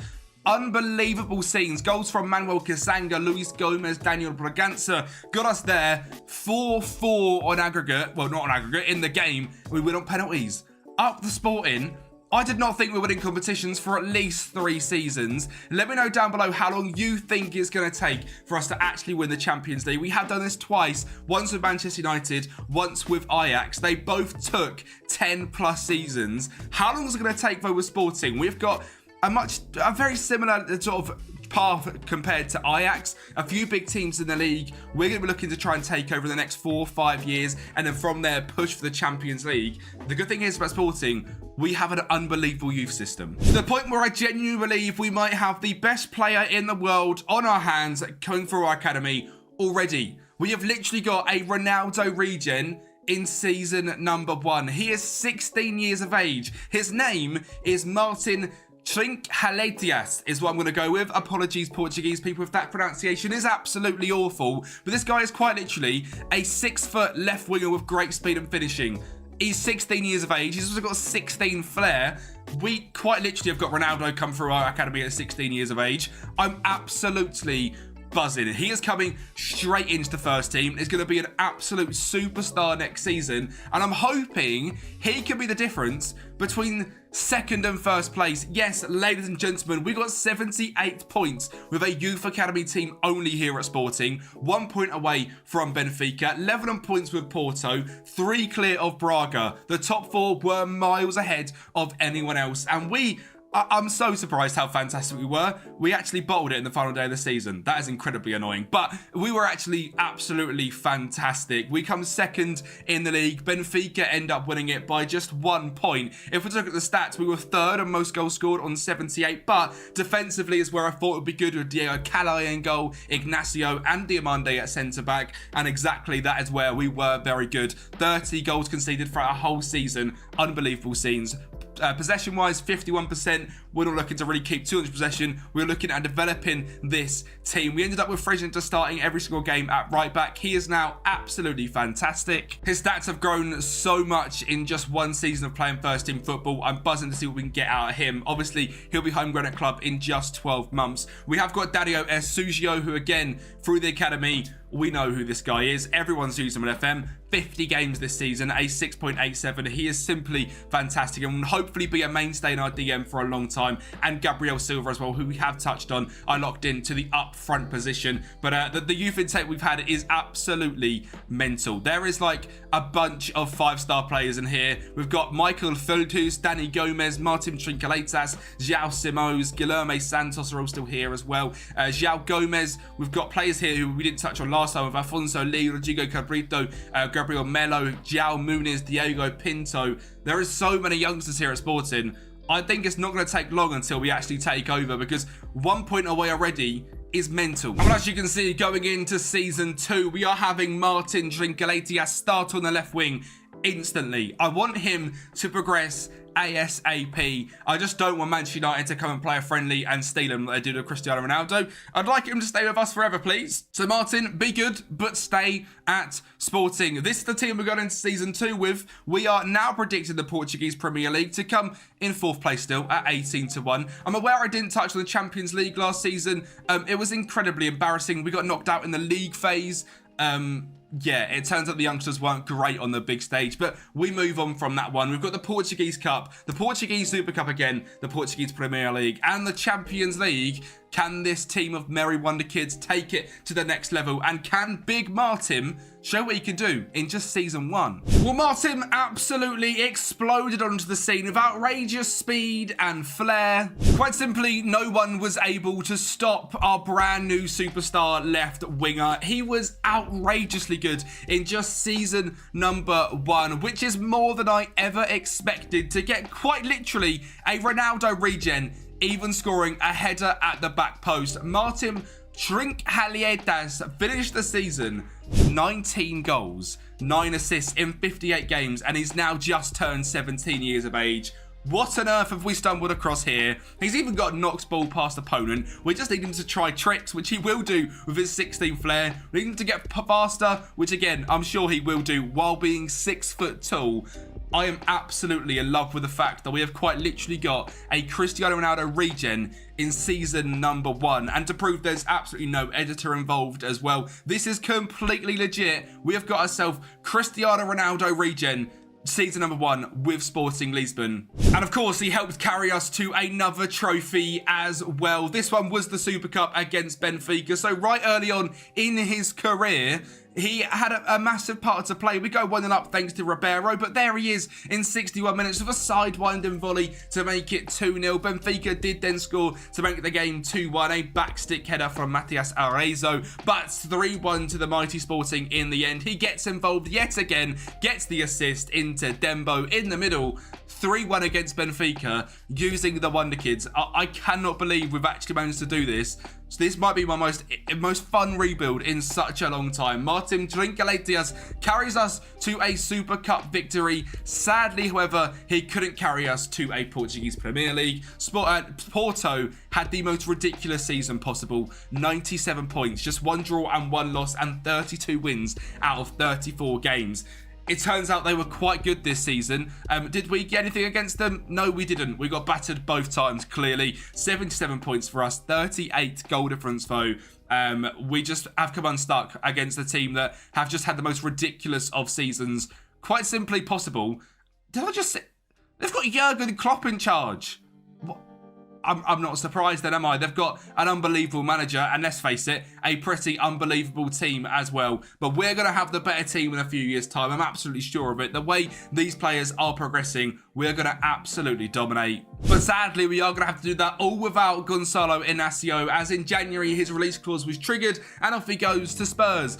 Now, he's quite a big part of our defence. We don't really get too many Wonder Kids centre-backs come through on FM, so we're really hoping the Football Manager to give us someone to come through eventually. But for now, Inácio is gone, and what it looks like, Diamande's got to hold down the fort on his own. If we do check out the other options, we've got Quaresma, actually, who's actually very, very good.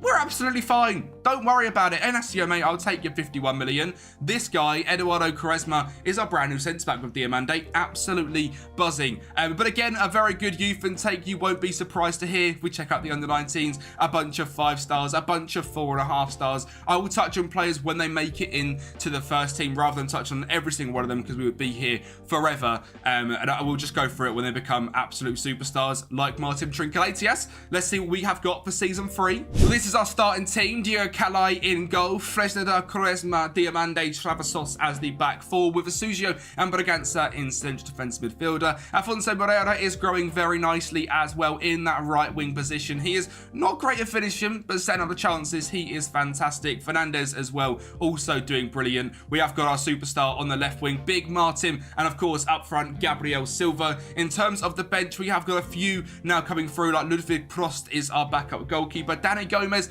is a fantastic centre-back. We need to make sure we develop him into that as well because centre-backs do not develop easily. We need to nurture him and make him a superstar. We have also got Miguel Carvo on the bench.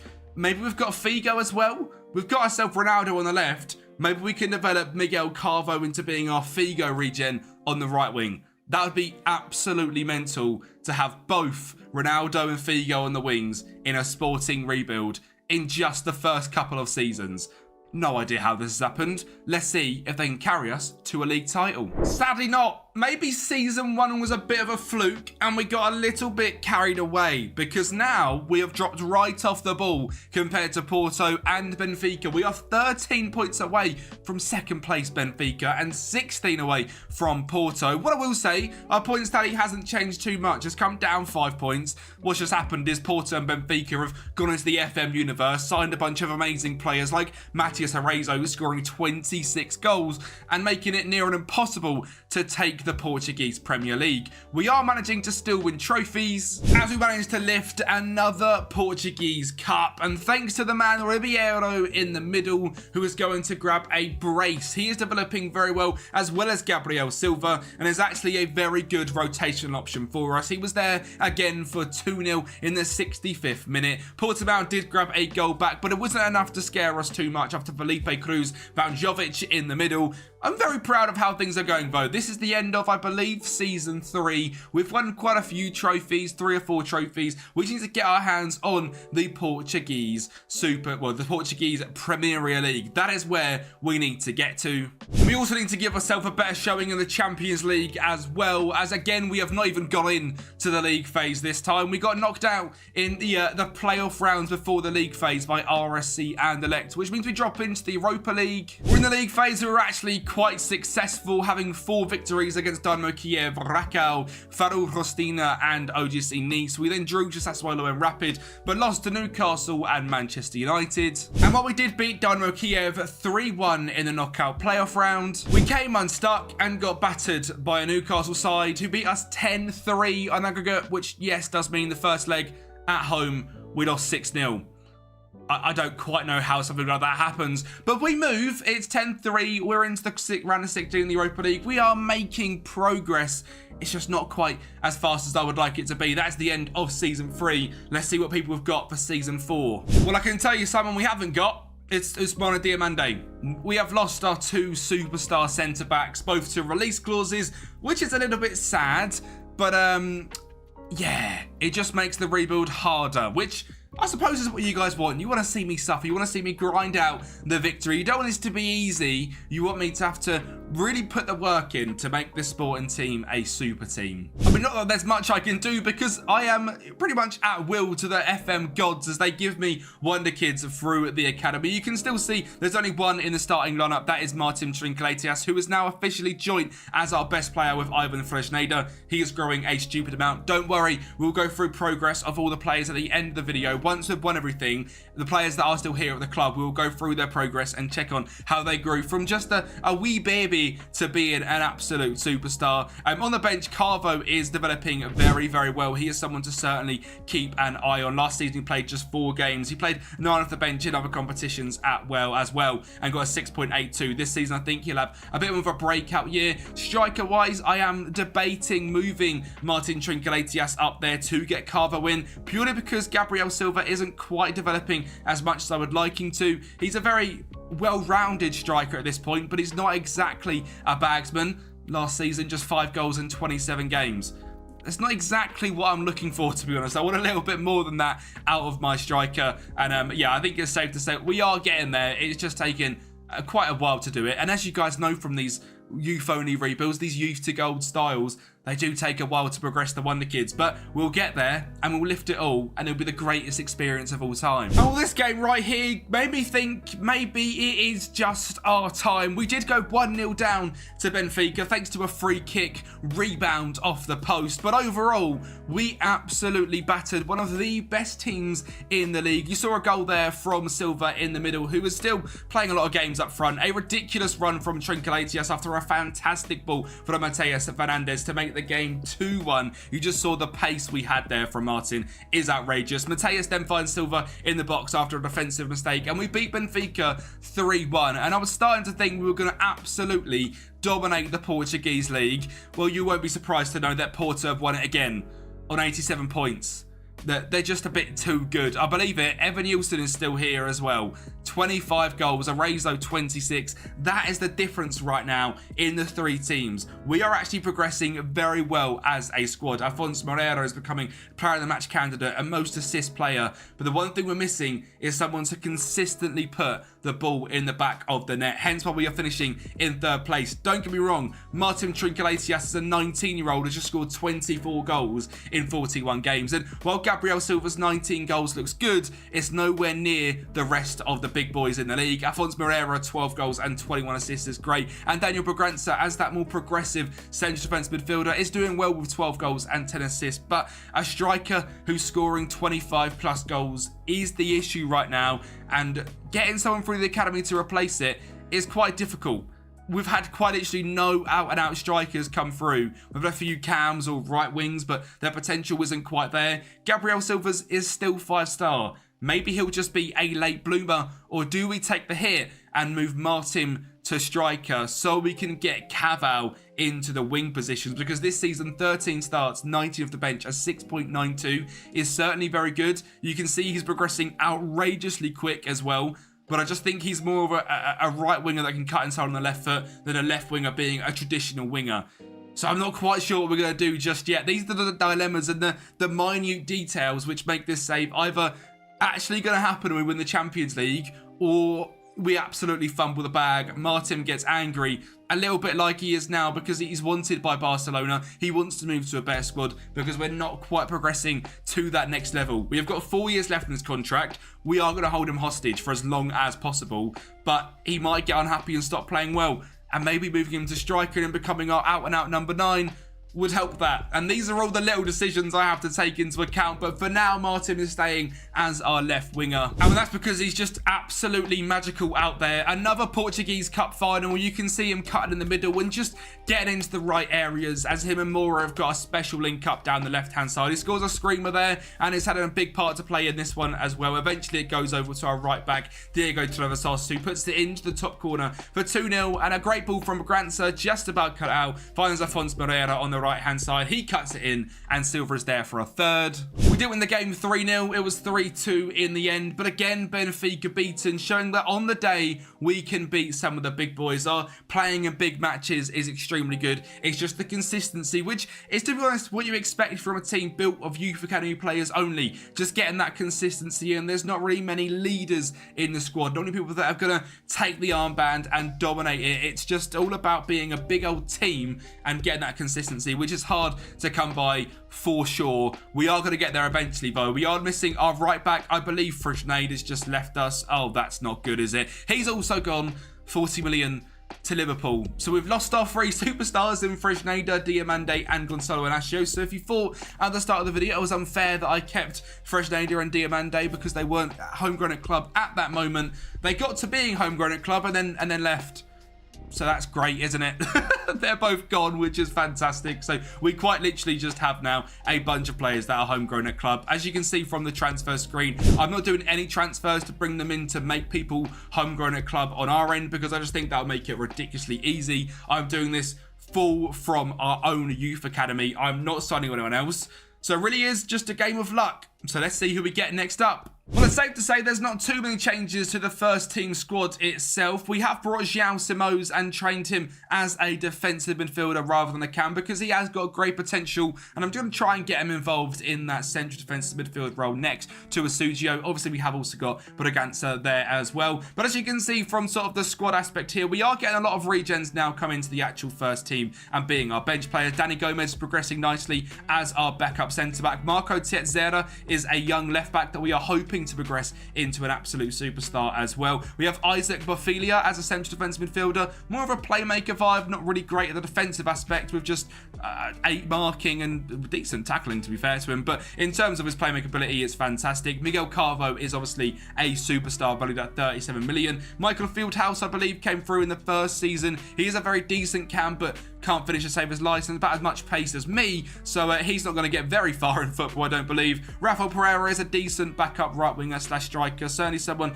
to be considered, but again, isn't the quickest of players. And finally, Eitan Celinho, again a striker, good determination, finishing, composure and pace, which is why he's in the first team, because that determination hopefully can help him grow a hell of a lot.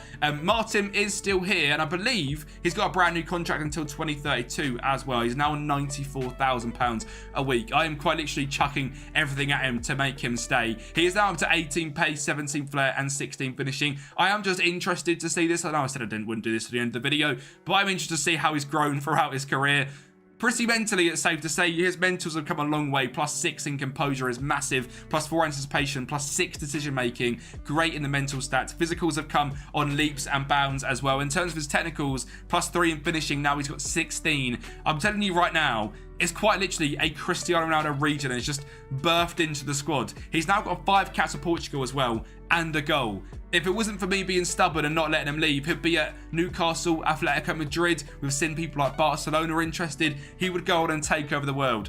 But he's mine, and he's going absolutely nowhere. And hopefully he can help us lift the title in Season 5. Well, if this is anything to go by, I don't think it's happening, because we've got knocked out by Rakow in the knockout playoff round, and Benfica have just lifted the Europa League. It's a hard life being a sporting fan. We do lift the Portuguese League Cup, which I think is like the Carling Cup equivalent or the Carabao Cup equivalent in England. It's the first time we've won it, this rebuild, which is fantastic. It's not really something that I'm too interested in, to be honest. And the same goes here for the Portuguese Super Cup as well. But we did beat Porto 2-0 in this one. And as we look through some of our league performances, maybe we're the best team here, as we beat Porto 3-0 thanks to goals from new right back João Mariano, Daniel Bragança and Afonso Moreira. And we were absolutely smashing teams like Moreirense 6-0. And in Europe, in the league phase of the Europa League, we also battered Bologna 5-0. Maybe we're actually onto something here, because Afonso Moreira has had a breakout year. 18 goals this season. I was not expecting him to be our player that's scoring all the goals, but you saw a hat-trick from him in the last game. You score a brace there in Europe. Afonso Moreira has had an unbelievable year. 7.28, 18 goals, 7 assists. Is it enough to make us champions? Yes, it is. And it's the first time we've had someone on the top goal scorers charts. And it's Afonso Moreira. And it's the man who leads us to a title here in Portugal. An incredibly tight league again. Just like season number 1, we get 79 points, which is one more than we got. But Benfica won it on 79 in season 1. We win it here in season 5 on 79 points. And finally bring the Portuguese Premier League back to Sporting. João Mariano with us, with the 3rd best average rating in the league, joint with Afonso Moreira, is a brand new right back that's come through, and he's absolutely fantastic. 22 starts, 7 at the bench, 3 goals, 7 assists, but it's his crossing ability and his speed, which you very rarely get on a wing-back coming through the academy. You never see a wing-back who's quick and can cross a ball, and hallelujah, it's actually happened. And he's very determined as well, with 15 determination. So we've stumbled across an absolute gem in Joan. And of course, it's worth mentioning Martin Trinkelatias, who actually didn't have the greatest of seasons. 14 goals, 7 assists in 41 games. I think him, looking to move to a bigger club is hampering him massively. He is wanted by Liverpool, Spurs, Bayern, AC Milan, Atletico, Barcelona. and Real Sociedad. What are you doing there, bro? But he's wanted by a whole bunch of massive clubs, and I think it's slightly hampering his actual form for us because his mind is elsewhere. But luckily, we've been bailed out this season by Afonso Moreira, and we have ended up winning the league. And the great thing for us as well is that Miguel Carvo, in his 19 starts and 17 games on the bench, got 8 goals and 10 assists. And again, is progressing so well. He's 6'2". He's got great speed, acceleration, and agility. Good dribbling, good finishing, great flair, great determination. It really is like we've got Ronaldo on the left and Figo on the right. We've got a 6 foot left winger who can finish, and a tricky, quite tall, flary winger on the right hand side like Luis Figo of Miguel Carvo. There is obviously something in the sporting water that brings through unbelievable wonderkid wingers, and it's helped us an absolute bunch this season as we lift the Portuguese Premier League, the Portuguese League Cup, and the Portuguese Super Cup. Can that be classed as some sort of treble? I suppose so. Next season, of course, we are going to be in the Champions League as we have won the league, which is absolutely fantastic. Based on how things are going in the Europa League, we're not going to get very far in it, but at least we're going to be there and give ourselves a chance and chuck our names in the hat. And for this season, I am making the leap and making Martin our starting striker. He's getting a bit angry. He wants to go to a bigger squad. Well, Martin, you're going up top for us and you're going to become our star man as our number 10. I hope it's enough to keep him happy. I hope it's enough to keep him here. On the left wing, Miguel Carvo is coming in as well and being locked in to that position. And due to his fantastic potential, we are locking Marco Teixeira in that left wing spot as well. So hopefully he can grow an absolute bunch. I am excited for this season. We have got a trophy to defend. In terms of the preview, we are back down in 3rd place behind Benfica and Porto. We will always be there. We are using youth only, but passion is what gets you to the very top. We're of course in the Champions League, the Portuguese Cup, Portuguese League Cup, and the Portuguese Super Cup. And with these 3 locked into the team, I think development and winning trophies is more to come. And well, development was certainly to come because Miguel Carvo has grabbed 20 goals and 9 assists in 39 games. As a 19-year-old winger, he now has 19 accelerations, 16 flair, and unbelievable technical stats. And he's had an absolute super year. Thank God we've got ourselves another demon, another wonder kid. Well, Martin Trinkeletias has actually fallen away from the wonder kid because he's now an elite attacking midfielder. We've had to move him back to the wing positions because it wasn't great up front. 18 goals and 12 assists, 9 goals in 33 games in the Portuguese league. He's not quite ready for that Ronaldo move up to being a striker just yet, but with 17 finishing, 15 composure, and 19 pace, I think he'll get there one day because he's got all the stats required to be an absolute superstar. I am buzzing with the 2 wingers we've got there. And with the reason as well we moved him back out wide because Gabriel Silva found his shooting boots, 22 goals in 48 games. He has also got 16 finishing, 15 composure, and decent physicals as well. And as a player that is in real life an actual sporting academy player as well, it's quite cool to bring him into the team. Now worth 35 million. He is our starting striker. And when we actually look at the starting 11, it wants to put Trinkeletias up front to get Moreira on the left and Carvo on the right, but it's very difficult to get everyone involved. So Moreira this season, after last year's absolutely ridiculous year, scores 9 goals and gets 6 assists in 22 starts and 31 off the bench. Quite the fall off, but it's because we've had to lock in Martin and Carvo to get them both into the team and get the team progressing as well as possible. But maybe me getting involved was actually not the best idea because we come 3rd in the league on 71 points, and while Miguel Carvo, yes, scored 17 goals and was the 2nd best in the league, we dropped off as a whole. We didn't win the Portuguese Cup, we didn't win the Portuguese League Cup, we didn't win the Portuguese Super Cup, and in the Champions League we got knocked out in the knockout playoff round by Celtic. I mean, it's not great, is it? Maybe I should just stay away and let the team do its thing because me getting involved isn't helping. One thing I will say, defensively, it's tough out here. Teixeira is a 2-star, Motta is a 2-star, Quaresma is a 2.5, and Travasos is a 2.5. But Agansa is still just a 2-star DM. While the rest is great and going forward are very attractive, defensively, it's a little bit of a minefield. It doesn't really show it in the data hub because we're one of the best teams in the league, but you can sort of see the gap there of 0.92 better than average there compared to the average here of 0.64. quite a big difference. If we were to look at the competition screen and check out our stats and our goals conceded, remember how, we absolutely dominated this at the start with Diamande and Ignacio and Fresneda and unbelievable players in defence. We're now in second place, and in goals scored, we're still in third, so that's not really changed too much. We just need to now, keep carrying on. I think we've got ourselves a front four of dreams here. I don't know what we do in terms of Carval, Moreira, Trinkelatias and Gabriel Silva. Potentially this is it. Potentially this is the team going forward. In terms of people coming through, it's not quite as many. It has certainly slowed down. We have got an Irish midfielder in Jody Grant coming through. It's a bit like Ryan Gould when he come over, or Eric Dyer, to be fair.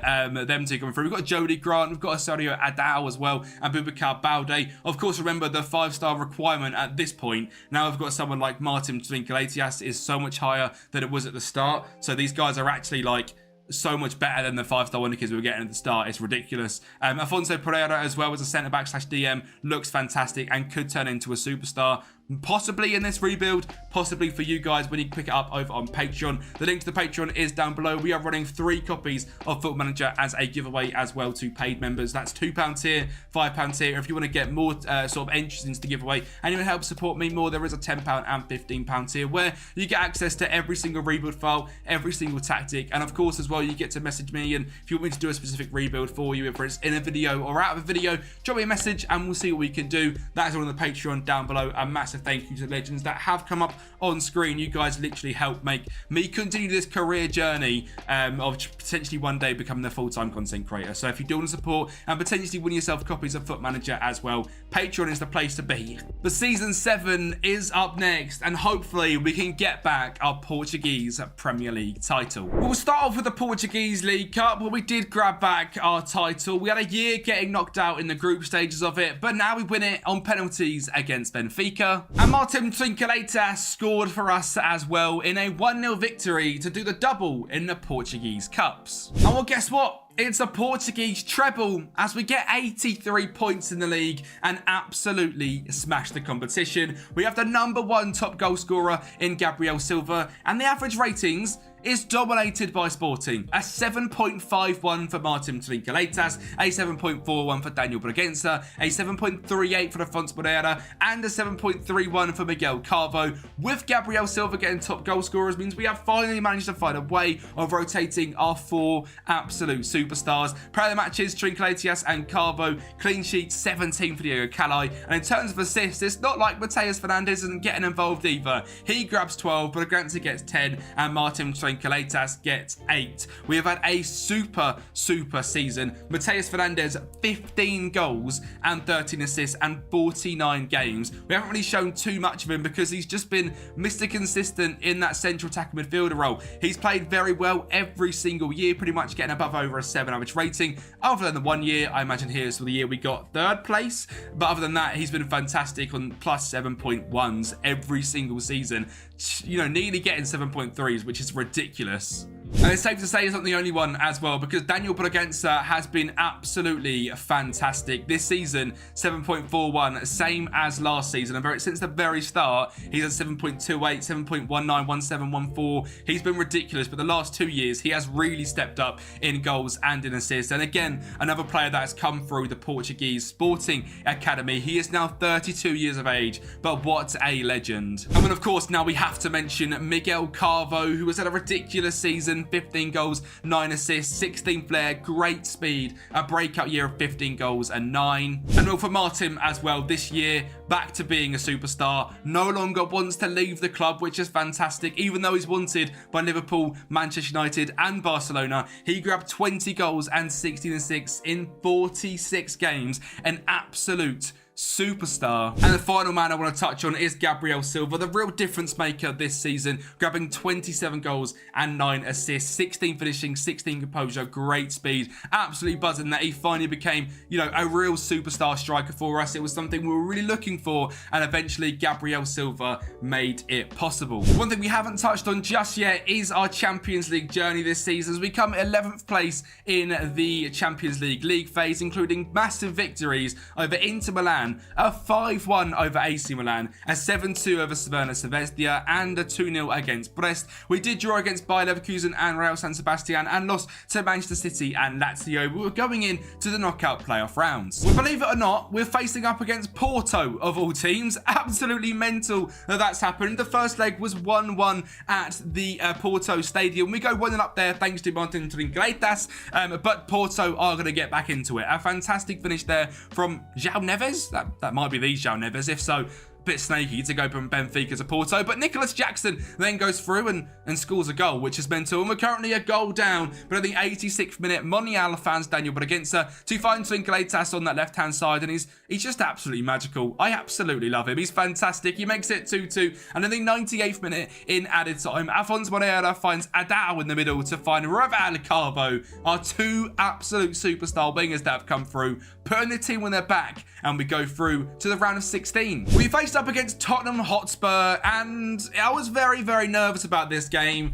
And then I realised we had Big Martin. So in the first leg, he scored early on to make it 1-0. And the second leg, after a defensive mistake, Mora finds Asuzio on the edge. And we take things back to London to go and see Spurs at their stadium with a 2-0 victory. We're, of course, in an absolutely stunning stadium. All of our youngsters get a little bit nervous. And in 41 minutes, we go to goal down. And in 75, we're going to go 2 goals down after Angel Gomez finds a fantastic finish into the top corner. It takes us into extra time, but in the 119th minute, after an unbelievable backheel pass, it drops to Kante to find Camacho. I don't even know who this guy is, but he's just scored to make it 2-1 in the 119th minute. A 2-1 loss, bear in mind, but on aggregate, a 3-2 victory. And it's Rafael Camacho, who's actually a real player, sorry pal, who's not been used too much. He's been floating in and out of the B teams, the main teams. He played 5 games for us this season, grabbed 1 goal, and it was the all-important one as well, to knock us past Spurs and get us into the quarterfinals. But we actually got a very lucky tie, and we faced up against Galatasaray. And in the first leg, away in Turkey, we won the game 3-2. So when we got back to Portugal, there was no doubt in my mind we were going to take the game to them, as we won on aggregate 5-2 and head to the Champions League semi-finals, which is now we're starting to get into where we're getting a little bit nervous. Especially given the fact that our first game is against Liverpool at Anfield. Mateus Fernandes doesn't feel nerves, apparently. An absolute screamer from the edge of the box, but it is an old foe that comes back to haunt us. It's that man, Victor Gyökeres, in the box to make it 1-1. And when I was confident if we could shut him up, we could win against Liverpool and take us into the final of the Champions League. Well, thanks to a defensive mistake there, we do grab an early lead. But speaking of defensive mistakes, we're going to make one of our own. What are you doing? As Gio Reyna makes it 1-1. But luckily, just 7 minutes later, one of our absolute superstars, no, not Martin, but Rodrigo Carvalho, scores to make it 2-1. An absolute screamer. And we're going to the Champions League final. And when, in my opinion, there is no better man to pick the pockets of the Arsenal defence than Mateus Fernandes and score the one and only goal in a Champions League final than Mateus Fernandes, the sporting kid, the sporting hero, and at this point, the sporting legend, scores the only goal in a Champions League final victory. Mateus Fernandes, bow down, take your hat off. You're an absolute hero. The way this guy's progressed from the very start is absolutely ridiculous. If you guys are doing sport and saves, or if you're inspired by the FM World Cup, make sure you're using this guy. He is absolutely fantastic. A star-studded team, but this guy from the very start was our main central attacking midfielder. I will very quickly just touch as well on Martin Trincleitas. From the start to this point, his attributes have grown a ridiculous amount. 8 in composure is the most I've ever seen. 7 in strength, showing he's now actually bulking up and becoming a striker. Now he's 21 years of age, or 22 years of age. You guys on Patreon are going to have so much fun using Martin Trincleitas. And the final guy I want to touch on is Miguel Carvalho, the winger, the Figo regen. From the start, this guy's been unbelievable. His physicals have grown a stupid amount. +5 in dribbling, +5 in decision making. And remember, I believe he's a couple of years younger, and he's just made his Portuguese debut at 20 years of age. The final thing I want to check is, have Portugal won any trophies since we've been here? Because we've actually gone up to world number 4 in the world in terms of rankings. I want to just see if they won anything. Didn't win the World Cup. They got knocked out by South Korea. Did they win they didn't win that either. They lost to Spain. And in 2026, we didn't have any issues, but we move. Portugal will become European champions with the Figo and Ronaldo regen. Thank you so much for watching this one. And if you did get it to this point in the video, put just a little like champions emoji in the comments down below. Thank you so much for watching, and I'll speak to you next time. Dinamo Zagreb have dominated Croatian football for the last 20 years, winning 18 out of the previous 20 competitions. But what happened if we removed every single player which wasn't homegrown at club? Would Dinamo's fantastic youth academy system carry them to victories, or would they crumble? Today we test that out in a Dinamo youth only from the very start rebuild. And when looking through the team, you might be very similar to me and thinking most of these players are homegrown at club. Well, sorted by our best 11, no goalkeeper, no right back, no centre back, no centre back, no left back, no DM, no DM. We have a right winger who's 26 and average, no cam, no left wing, and no striker. Our whole starting 11, other than our right winger, are not homegrown at club, which means we've got some serious work on our hands. If you remove every single player, you come up with this side, which is absolutely horrendous. A bunch of 1.5-star players, a few good young academy players, but overall, it's nothing to write home about. And to be honest, this is a complete and utter mismatch of players which are either going to be homegrown at club, currently trained in nation but will be homegrown at club, and there's just a couple that are instantly homegrown at club. I don't know if it's just me, but I was very sure Dinamo Zagreb were a club that brought through youth academy players and one of the best teams at doing that.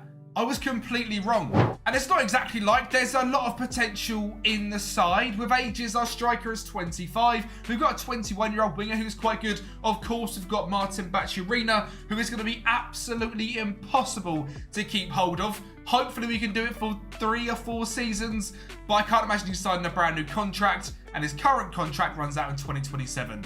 So it could just be 3 years of Baturina. We have Spikic, who was the starting right winger, who's 26, and then 2 2-star CDMs who are 18 and 20, and a very average defence with not a lot of potential.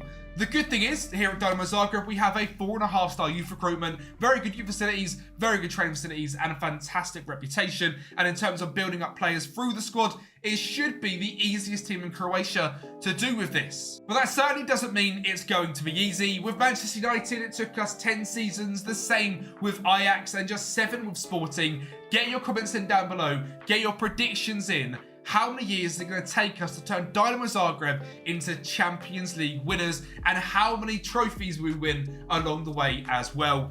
Without further ado, let's just see what an absolute mess Season 1 is going to be. Well, as expected, the Champions League went horribly, and we got knocked out in the 3rd qualifying round to Malmo, which means we went into the Europa League and got knocked out in the league phase before getting knocked out in the quarterfinals of the Croatian Cup to Ajax split and not even winning the Croatian Super Cup. We were also a whole 8 points behind Rekia and finishing in 2nd, which might not seem so bad, but when you look at their ridiculous history of being an absolutely stupidly, ridiculously dominant club, I mean, this is what we're scared Man City could potentially one day do, what PSG do. Well, Dinamo are that. But we've just taken all of their players away and given them very average young players. What we have done is we have got Luka Vranic, Martin Baturina, and Juan Jose Cordoba locked into our 3 central attack midfield spots, because I'm so scared that Martin is going to leave, and you can see already he's not happy about we haven't won the league. He's going to be off pretty soon. So Luka Vranic is going to be our superstar, and hopefully this guy can develop into our starting cam. But not only that, he needs to really, he needs to get the club, put him on the back, and carry us to whatever he can do for the hopefully 15 seasons we've got of him. I don't know how long this is going to take. It could take ages. But Luka Vranic is going to have to be the guy that gets us a Champions League trophy. Juan Jose Cordoba is decent, not the greatest potential, but is certainly a good player to use for now. And obviously we know how good Martin Baturina is. In terms of the rest of the potential, the squad's grown a little bit. A few players have certainly developed. But the exciting thing to check every single season is the new wonder kids coming through. We've got a bunch of 4.5 stars, a bunch of 5-star players as well. And of course you can still see some players here that we are trying to sell. I've had to do it all myself. We are going through and selling literally everyone, offering them no contracts. They're not getting any game time whatsoever. It's just taking a long time because the amount of players we had to sell that weren't homegrown at club. But that is season number 1 in the books. We haven't won any trophies. We're not on top of the Croatian league. So straight away, we've got to gain that back. And our European run was absolutely horrendous. We are in the Conference League next season. So let's see how we get on. And with the young players developing last season, we've managed to build quite a decent side after just a year. And Dario Spikic off the right-hand side was going to have an absolute game here and carried us all the way to a 2-0 lead in the Croatian Cup final. Now, this is a two-legged affair, and we are playing Ajax Split, the other major side in Croatia, and we actually walk away from the first leg with a 2-2 draw. And what was effectively the home leg, we turned it on, and Dario Spikic grabbed his third of the tie, effectively a hat-trick, and we grabbed a fourth as well to win our first piece of silverware in a 4-2 victory, and Dinamo are back to being winners of the Croatian Cup. Sadly, the same couldn't be said in Europe, as we got knocked out of the Europa Conference League in the knockout playoff round to PAOK after losing 3-2 away from home. But we did continue to dominate Croatia, and for the first time in this rebuild, win the Croatian League after just 2 seasons. I expected this to take a much longer time, but it's great news. We're already back on top. It's mad. Croatia obviously might not be the greatest of leagues. I just didn't expect you to remove every single player that isn't homegrown at Nation, and Dinamo are still the best team after just 12 months. But is that going to be the case for a long term, or is it just a one-off season? Because we have got some players that will be leaving the club. Martin Baturina is asking to leave. He's requested to leave, and he is wanted by many big clubs. He has been instrumental. 11 goals, 11 assists, a 7.14 average rating. Dario Spikic is is now 28 years of age. He has got 33 goal contributions. We have had a young striker come through, Zlatan, not Ibrahimovic, Kosjevic. And this guy looks fantastic. I'm just hoping he can continue to develop, because as it stands, he's great in the Croatian League, but in Europe he is nowhere near good enough. Luka Branic has been great in the cam role with 22 goal contributions, but other than that, the team certainly falls off a bit of a cliff, and we have got to be able to replace Martin Baturina when he does leave next season. While it is great to lift the trophy, I feel like we're a long way off being anywhere near being a consistently winning side. Of course, finances-wise, we're now mega rich with £75 million in the bank, and by the end of this rebuild, I imagine it's going to be close to £1 billion, as we pretty much don't buy any single player. They're all on low contracts because they're youth only. And this should be quite a good rebuild for anyone to pick up on the Patreon. If you want to do a Dinamo Zagreb rebuild, if you want to pick up from season 5, from season 20 if we get there, from season 1, you're more than welcome to. Patreon link is down below. £5 a month, you get access to everything, and then give away another 3 copies of FM25 to the legends that are on Patreon. So if you want a chance to win FM25, the link is down below. £5, it's like a little raffle basically. You get yourself involved. There's only about 40 members that are currently in it, so you're going to get yourself a very decent chance to get a copy. But let's get in though to the next season. And well, yeah, as expected, we fell off absolutely massively. 63 points compared to Ajax 81. That's a very good season. 36 games, 24 wins, 9 draws, and 3 losses. We were nowhere to be seen this season. Of course, we finished in second behind Rekia, who won the Croatian Cup. We got knocked out in the second round, which is abysmal. But overall, we were just nowhere near good enough. No one on the top goal scorers charts was a massive, massive issue. Zlatan has really got to step up. In terms of average rating, Luka Branic was the best by quite far, even though Martin Baturina had 5 player of the matches. But because he wants to leave, and he is now leaving at the end of his contract this season, he is very inconsistent. So he is out the door, and we have got a lot of work to do. The squad is progressing nicely. If we sort this by our best 11, it is certainly getting there. I mean, right back to this issue, but we have got a great 5-star wonder kid coming through there. Trulov at left back, Ziger at CDM. Of course, big Zlatan up front. Just 12 goals in 23 games this season isn't fantastic, and goals is a real issue. But the hardest thing is with these these youth-only rebuilds, is all you can do is hope and pray that the youth academy system works well, that we bring in players, and we become a better side.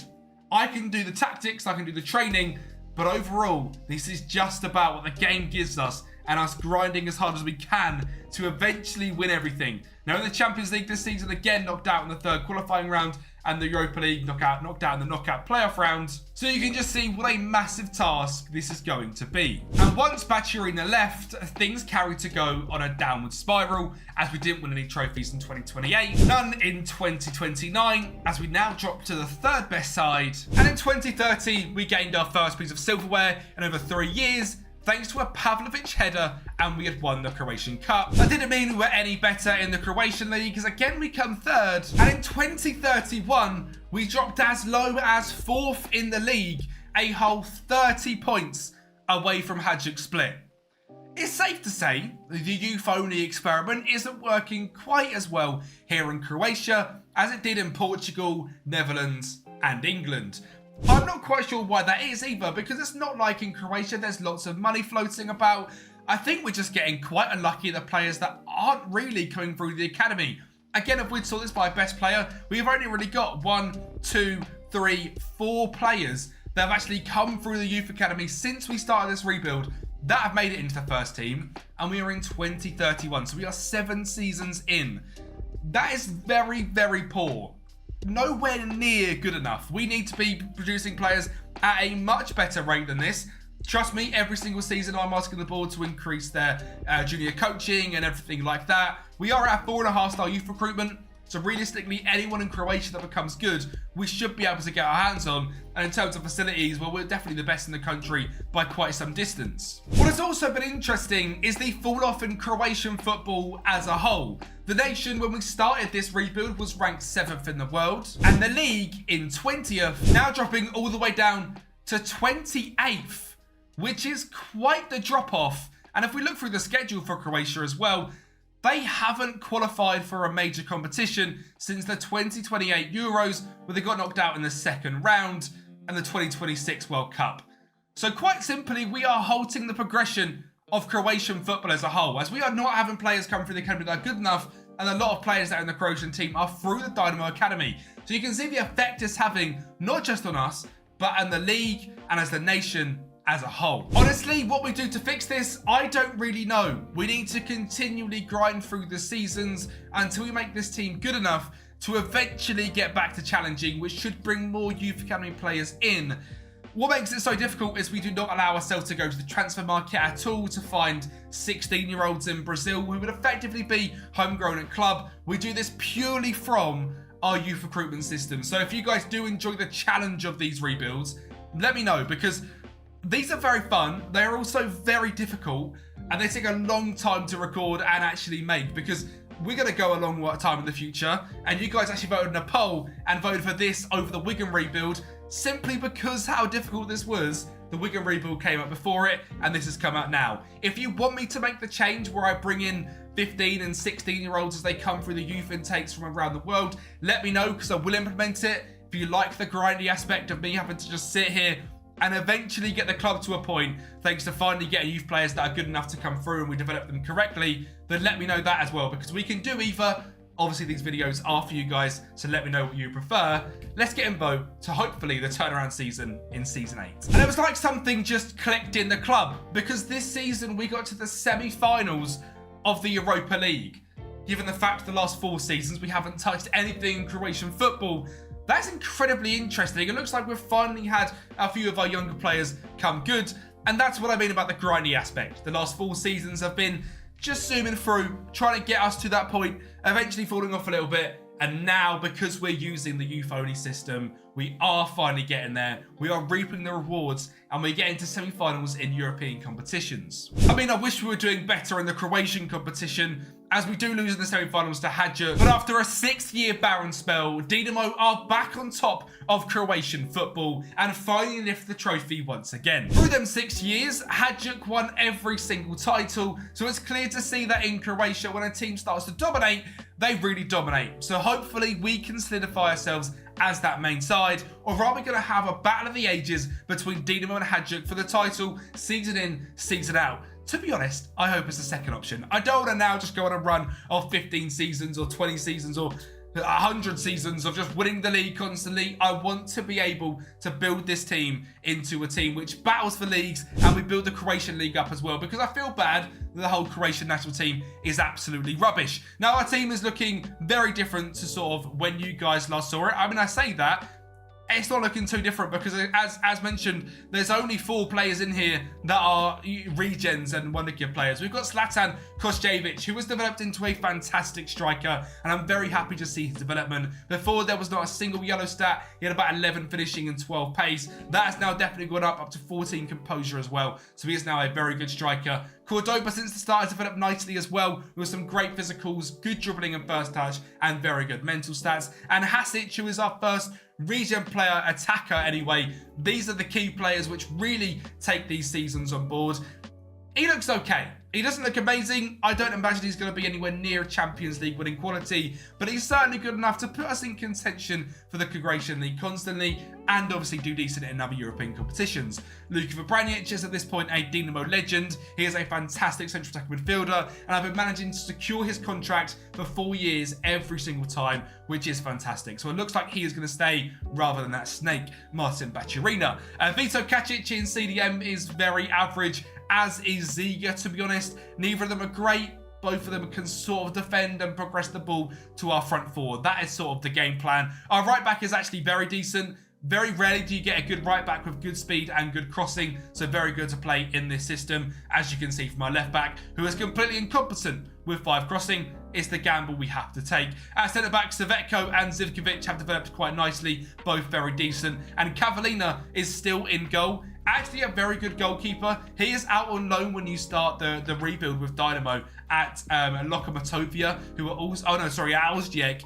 He has actually been great now for a whole bunch of seasons, and very happy to see him in the squad because he has certainly helped actually keep a decent defence. Even though the defence isn't great, he has been great in goal, as you can see from his 7.09 average rating. Hopefully now we can kick on in this rebuild and really turn Dinamo into that dominant club. And of course not, because what I said is possibly going to happen is going to happen. We're going to have a 2-team race for the rest of this rebuild for the league every single season, which makes it quite exciting of how many Croatian leagues we can win. Can we beat Ajax over the course of this rebuild in titles, or are they going to be now the dominant side in Croatia? We come second on 72 points, quite a big gap of 7 points, something to certainly reach up on next season. We did, however, win both the Croatian Cup and the Croatian Super Cup, which is fantastic, so still getting our trophy fix in. For the Champions League, we got knocked out to Real Madrid, and to be honest, I'm very happy. A 3-0 loss, our first time in the knockout playoff round, playing against probably the best team in the world. I mean, just to mention a few players, even now in 2033, a 30-year-old Bellingham, a 35-year-old Mbappe, a 31-year-old Musiala, Dennis Seaman, Camavinga, Tom Bischoff. It's a very good side, a very dominant side, and we've only lost 3-0 to them. So that's certainly credits to us. And the Croatian League just continues to get better as well, as we are now up to 11th in overall ranking, and it starts as 20th. So that's great to see. This battle is actually making the league better. But sadly, in terms of Croatian national football, it's falling off the face of the earth, as we are now ranked 40th and going nowhere near doing anything like they used to in the 2018 World Cup of getting to a final. We are now lucky to qualify for a competition. In 2034, we gained back our title, and Ajax, we thought we fell off a cliff. My God, a 32-point gap has opened up.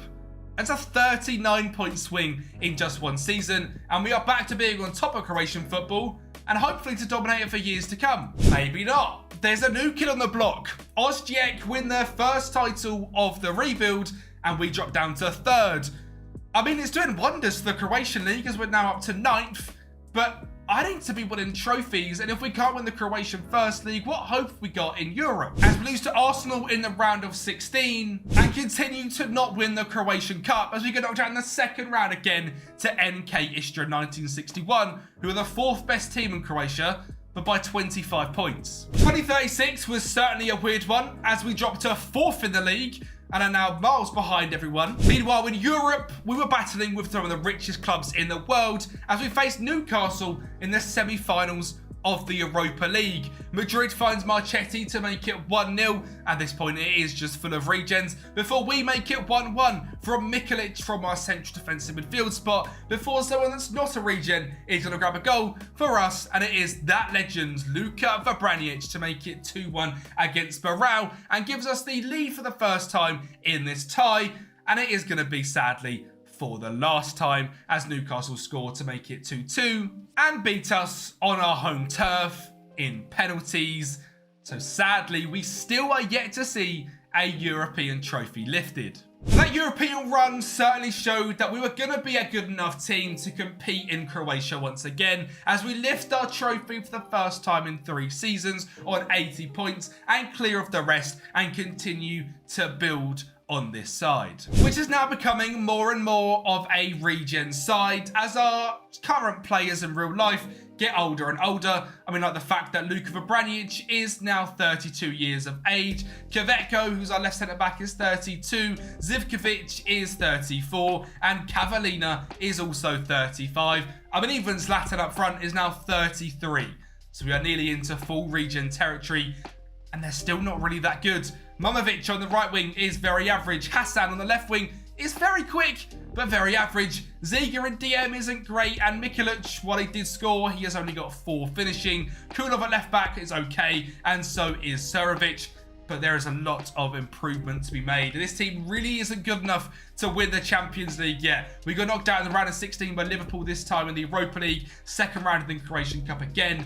Somehow in the Club World Championship, I don't know how we've qualified for that in the slightest. In this actual rebuild, we have won 4 trophies in 13 seasons. Well, 4 first divisions in 13 seasons, with 3 coming in the last 6 years. So hopefully we are now going to start to dominate the league. I know I've said that before. I really think it could finally happen. The facilities are staying as they are. They have dropped off and we have improved them again, constantly going back and forth with the ownership to continue to improve stuff. I mean, it shouldn't be an issue. There's £200 million in the bank and £100 million spent on transfer budget. Invest that into the youth and we'll be much better off, because this team needs to get better and better and better. We have got a lot of 5-star players starting to come through, which is fantastic, and you can see our left wing and our DM are both starters and 5-star potential players, but we need to continue to improve. And as mentioned, it's all having a massive effect on how Croatia are on the national side, as we've now dropped to 58th in the world. I mean, that's horrendous. We're now ranked among the nations of Costa Rica, Syria, Mali, Guinea. I mean, Northern Ireland are only 8 away. Nations that are better, Thailand. I mean, Angola, Romania, Jamaica, Scotland are better at football than Croatia. What have we done to this poor nation? 2038 was a very difficult season, season number 14, as them players we showed you last time out are now really starting to age. Our striker is now 34, but Branic is up at 33, centre-backs are 35, goalkeepers 36, and it showed the league as we come second to Osijek by 20 points.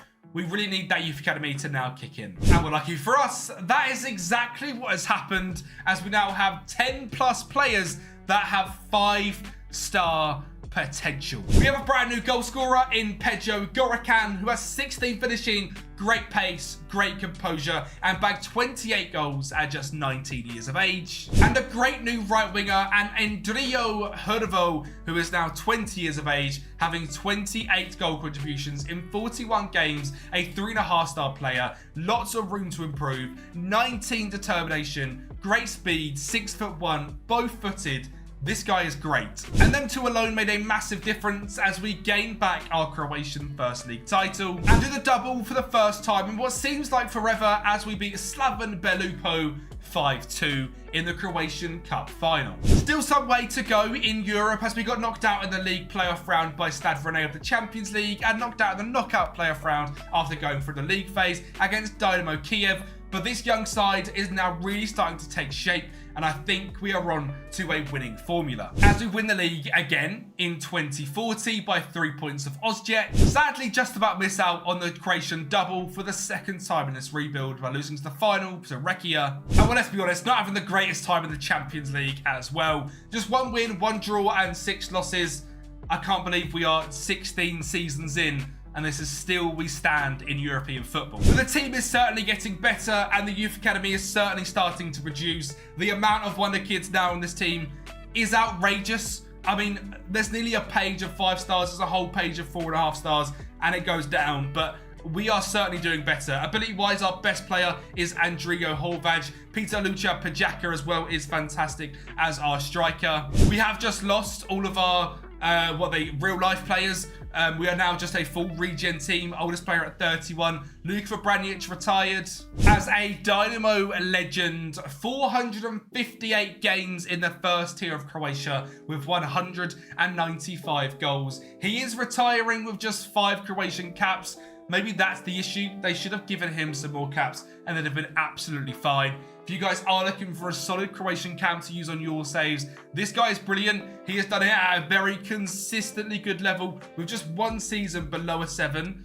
And that was the first season. The rest are all above a 7, some 7.48s in there, which is unbelievable. Scoring a whole bunch of goals, getting 120 assists as well. Luka Vranic, you're an absolute legend. I mean, I'd have thought he's a legend anyway. Apparently just an icon, which is disgusting, given the fact that technically as a manager, I've not played a single game. I've overseen a fantastic, rebuild and a 4.5-star manager. How am I a legend? And someone that played 458 games and never left you and scored 195 goals and got 300 plus goal contributions isn't a legend. FM, that seems very, very wrong. I mean, Mateo Kovacic is on here.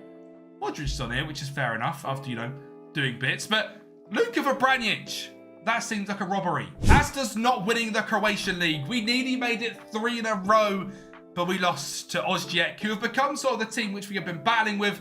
Ajax have completely fallen off. They are now sitting as the 3rd best team still, but realistically here, you can see the last 5 years has been Dinamo first, Osijek second, Osijek first, Dinamo second, Dinamo, Osijek, Osijek, Osijek, Dinamo. Absolutely mental. This has been a very good battle and sort of what we wanted in terms of this. I just didn't expect it to be with these. We are still obviously developing these players at a great rate. Pajaka is a fantastic striker now. 28 goals, 3 assists, outrageous pace, great composure, great finishing. This is the sort of striker we've been begging for, and he is good enough to win us a Champions League. That sort of pace, that composure and that finishing, we have got our superstar striker. We just need to build everything up else around him. Josh King is an Australian cam that has come through the academy. Awesome to see a different nation coming through. This guy, again, is unbelievable. Great technique, great decision-making, flair, long shots off the ball. Great to see he come through. And in terms of potential, I mean, it's ridiculous. This season, we do get out of the league phase in the Champions League, eventually losing to Barcelona in the knockout playoff round. But that's a very decent effort. Croatian Cup, we bottled it. And the Croatian Super Cup, we do win. Well, in 2042, we grab back our Croatian First Division. 77 points, a dominating season with just 1 loss is absolutely fantastic. Again, we are out of the league phase, finishing in 23rd. And again, losing in the knockout playoff round after being 3-0 in the first leg. We eventually lose 6-3 in aggregate to Borussia Dortmund, who are the dominating side in the Bundesliga. So it's not the end of the world to lose to the best team in Germany. You can see we are certainly progressing. We're now starting to dominate the Croatian League. We have won the Croatian Cup again this season, and the team is looking unbelievable. And we've also had what I think could be the key to unlocking this team finally come through. Ernad Radanic is a 20-year-old central attack midfielder with 20 flair, 16 determination, 17 technique, great physical stats, 6'1", extremely consistent, and I think he is the second coming of Luka Modric. This guy looks unbelievable, and I genuinely think he's going to be the difference between us, being a bit part team to being that team. The same goes for Josh King, the Aussie centre attack midfielder / CDM. Again, looks absolutely fantastic. And as mentioned as well, we have got our goal scorer, Peter Pajaka, 17 pace, 13 finishing is more than good enough. And with them players developing, we saw a massive improvement in the league phase as we finished in 16th, just 5 points away from that top 8. Which includes Bournemouth, by the way, which is absolutely mental. And for the first time in what seems like forever, we have got through the knockout playoff round by absolutely battering Celtic 6-2, showing that Croatia is better than Scotland, at least in the, club competitions. because nations-wise it's gone stinky wrong. I've been listed as the 56th best nation stinky wrong. But I still can't get over that. In the round of 16, we faced up against Barcelona, the team that knocked us out just a few years ago. But how much we'd improved since then is pretty ridiculous. We grabbed a 1-0 lead before Barcelona pegged us back to 1-0 thanks to Kempi scoring at the front post. But we're going to leave Dinamo as 2-1 winners as Hervo finds a great ball in behind to the bullet, and he makes it 2-1. But that was all looking pointless as we come back to the new camp and we concede for Barcelona to level the tie up. There's simply no way we can come back from this. Well, that's what you think. Edna Radanic showing what a super player he is, scoring in the 115th minute to grab us the lead on aggregate, and we head to the quarterfinals. We face Newcastle, another team we've had severe history with in this rebuild, and we take the early lead thanks to Piaka at the back stick before losing, well, conceding for the game to go 1-1. And let's take it back to Dinamo to hopefully win the second leg. And that is exactly what is going to happen as we score from the spot in 35 minutes and be tight and get a late goal in the 85th thanks to Piaka.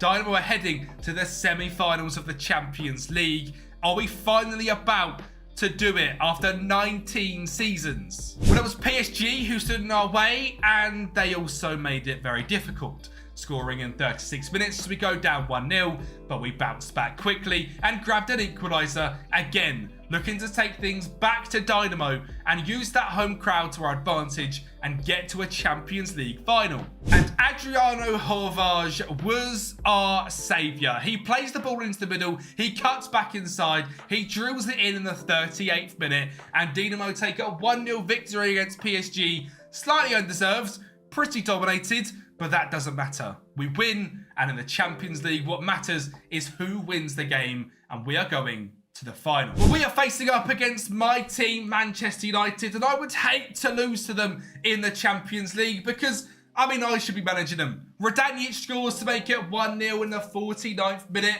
and in the 85th minute, we grab a second as well and lift the Champions League with Dinamo. Wowza, 19 seasons it's taken us, but we have finally built Dinamo into once again a dominating Croatian side as we win the league table and we win 4 out of the past 5 seasons, similar to what they do in real life. We have not won the Croatian Cup, believe it or not, but we have won the Champions League. A 2-0 victory. The team is very, very good. There's a few holes here and there, but we have got our superstars. Radanic in Cam this season was outrageous and has progressed into an absolute superstar, as has Piaka up top. If you guys do want this save over on Patreon, the link is down below to pick up this Dinamo rebuild wherever you want and carry on the challenge. If you want to pick up at the end, well, there's £450 million to spend and you're European champions. Thank you so much for watching. Like the video, subscribe to the channel, and I'll speak to you next time.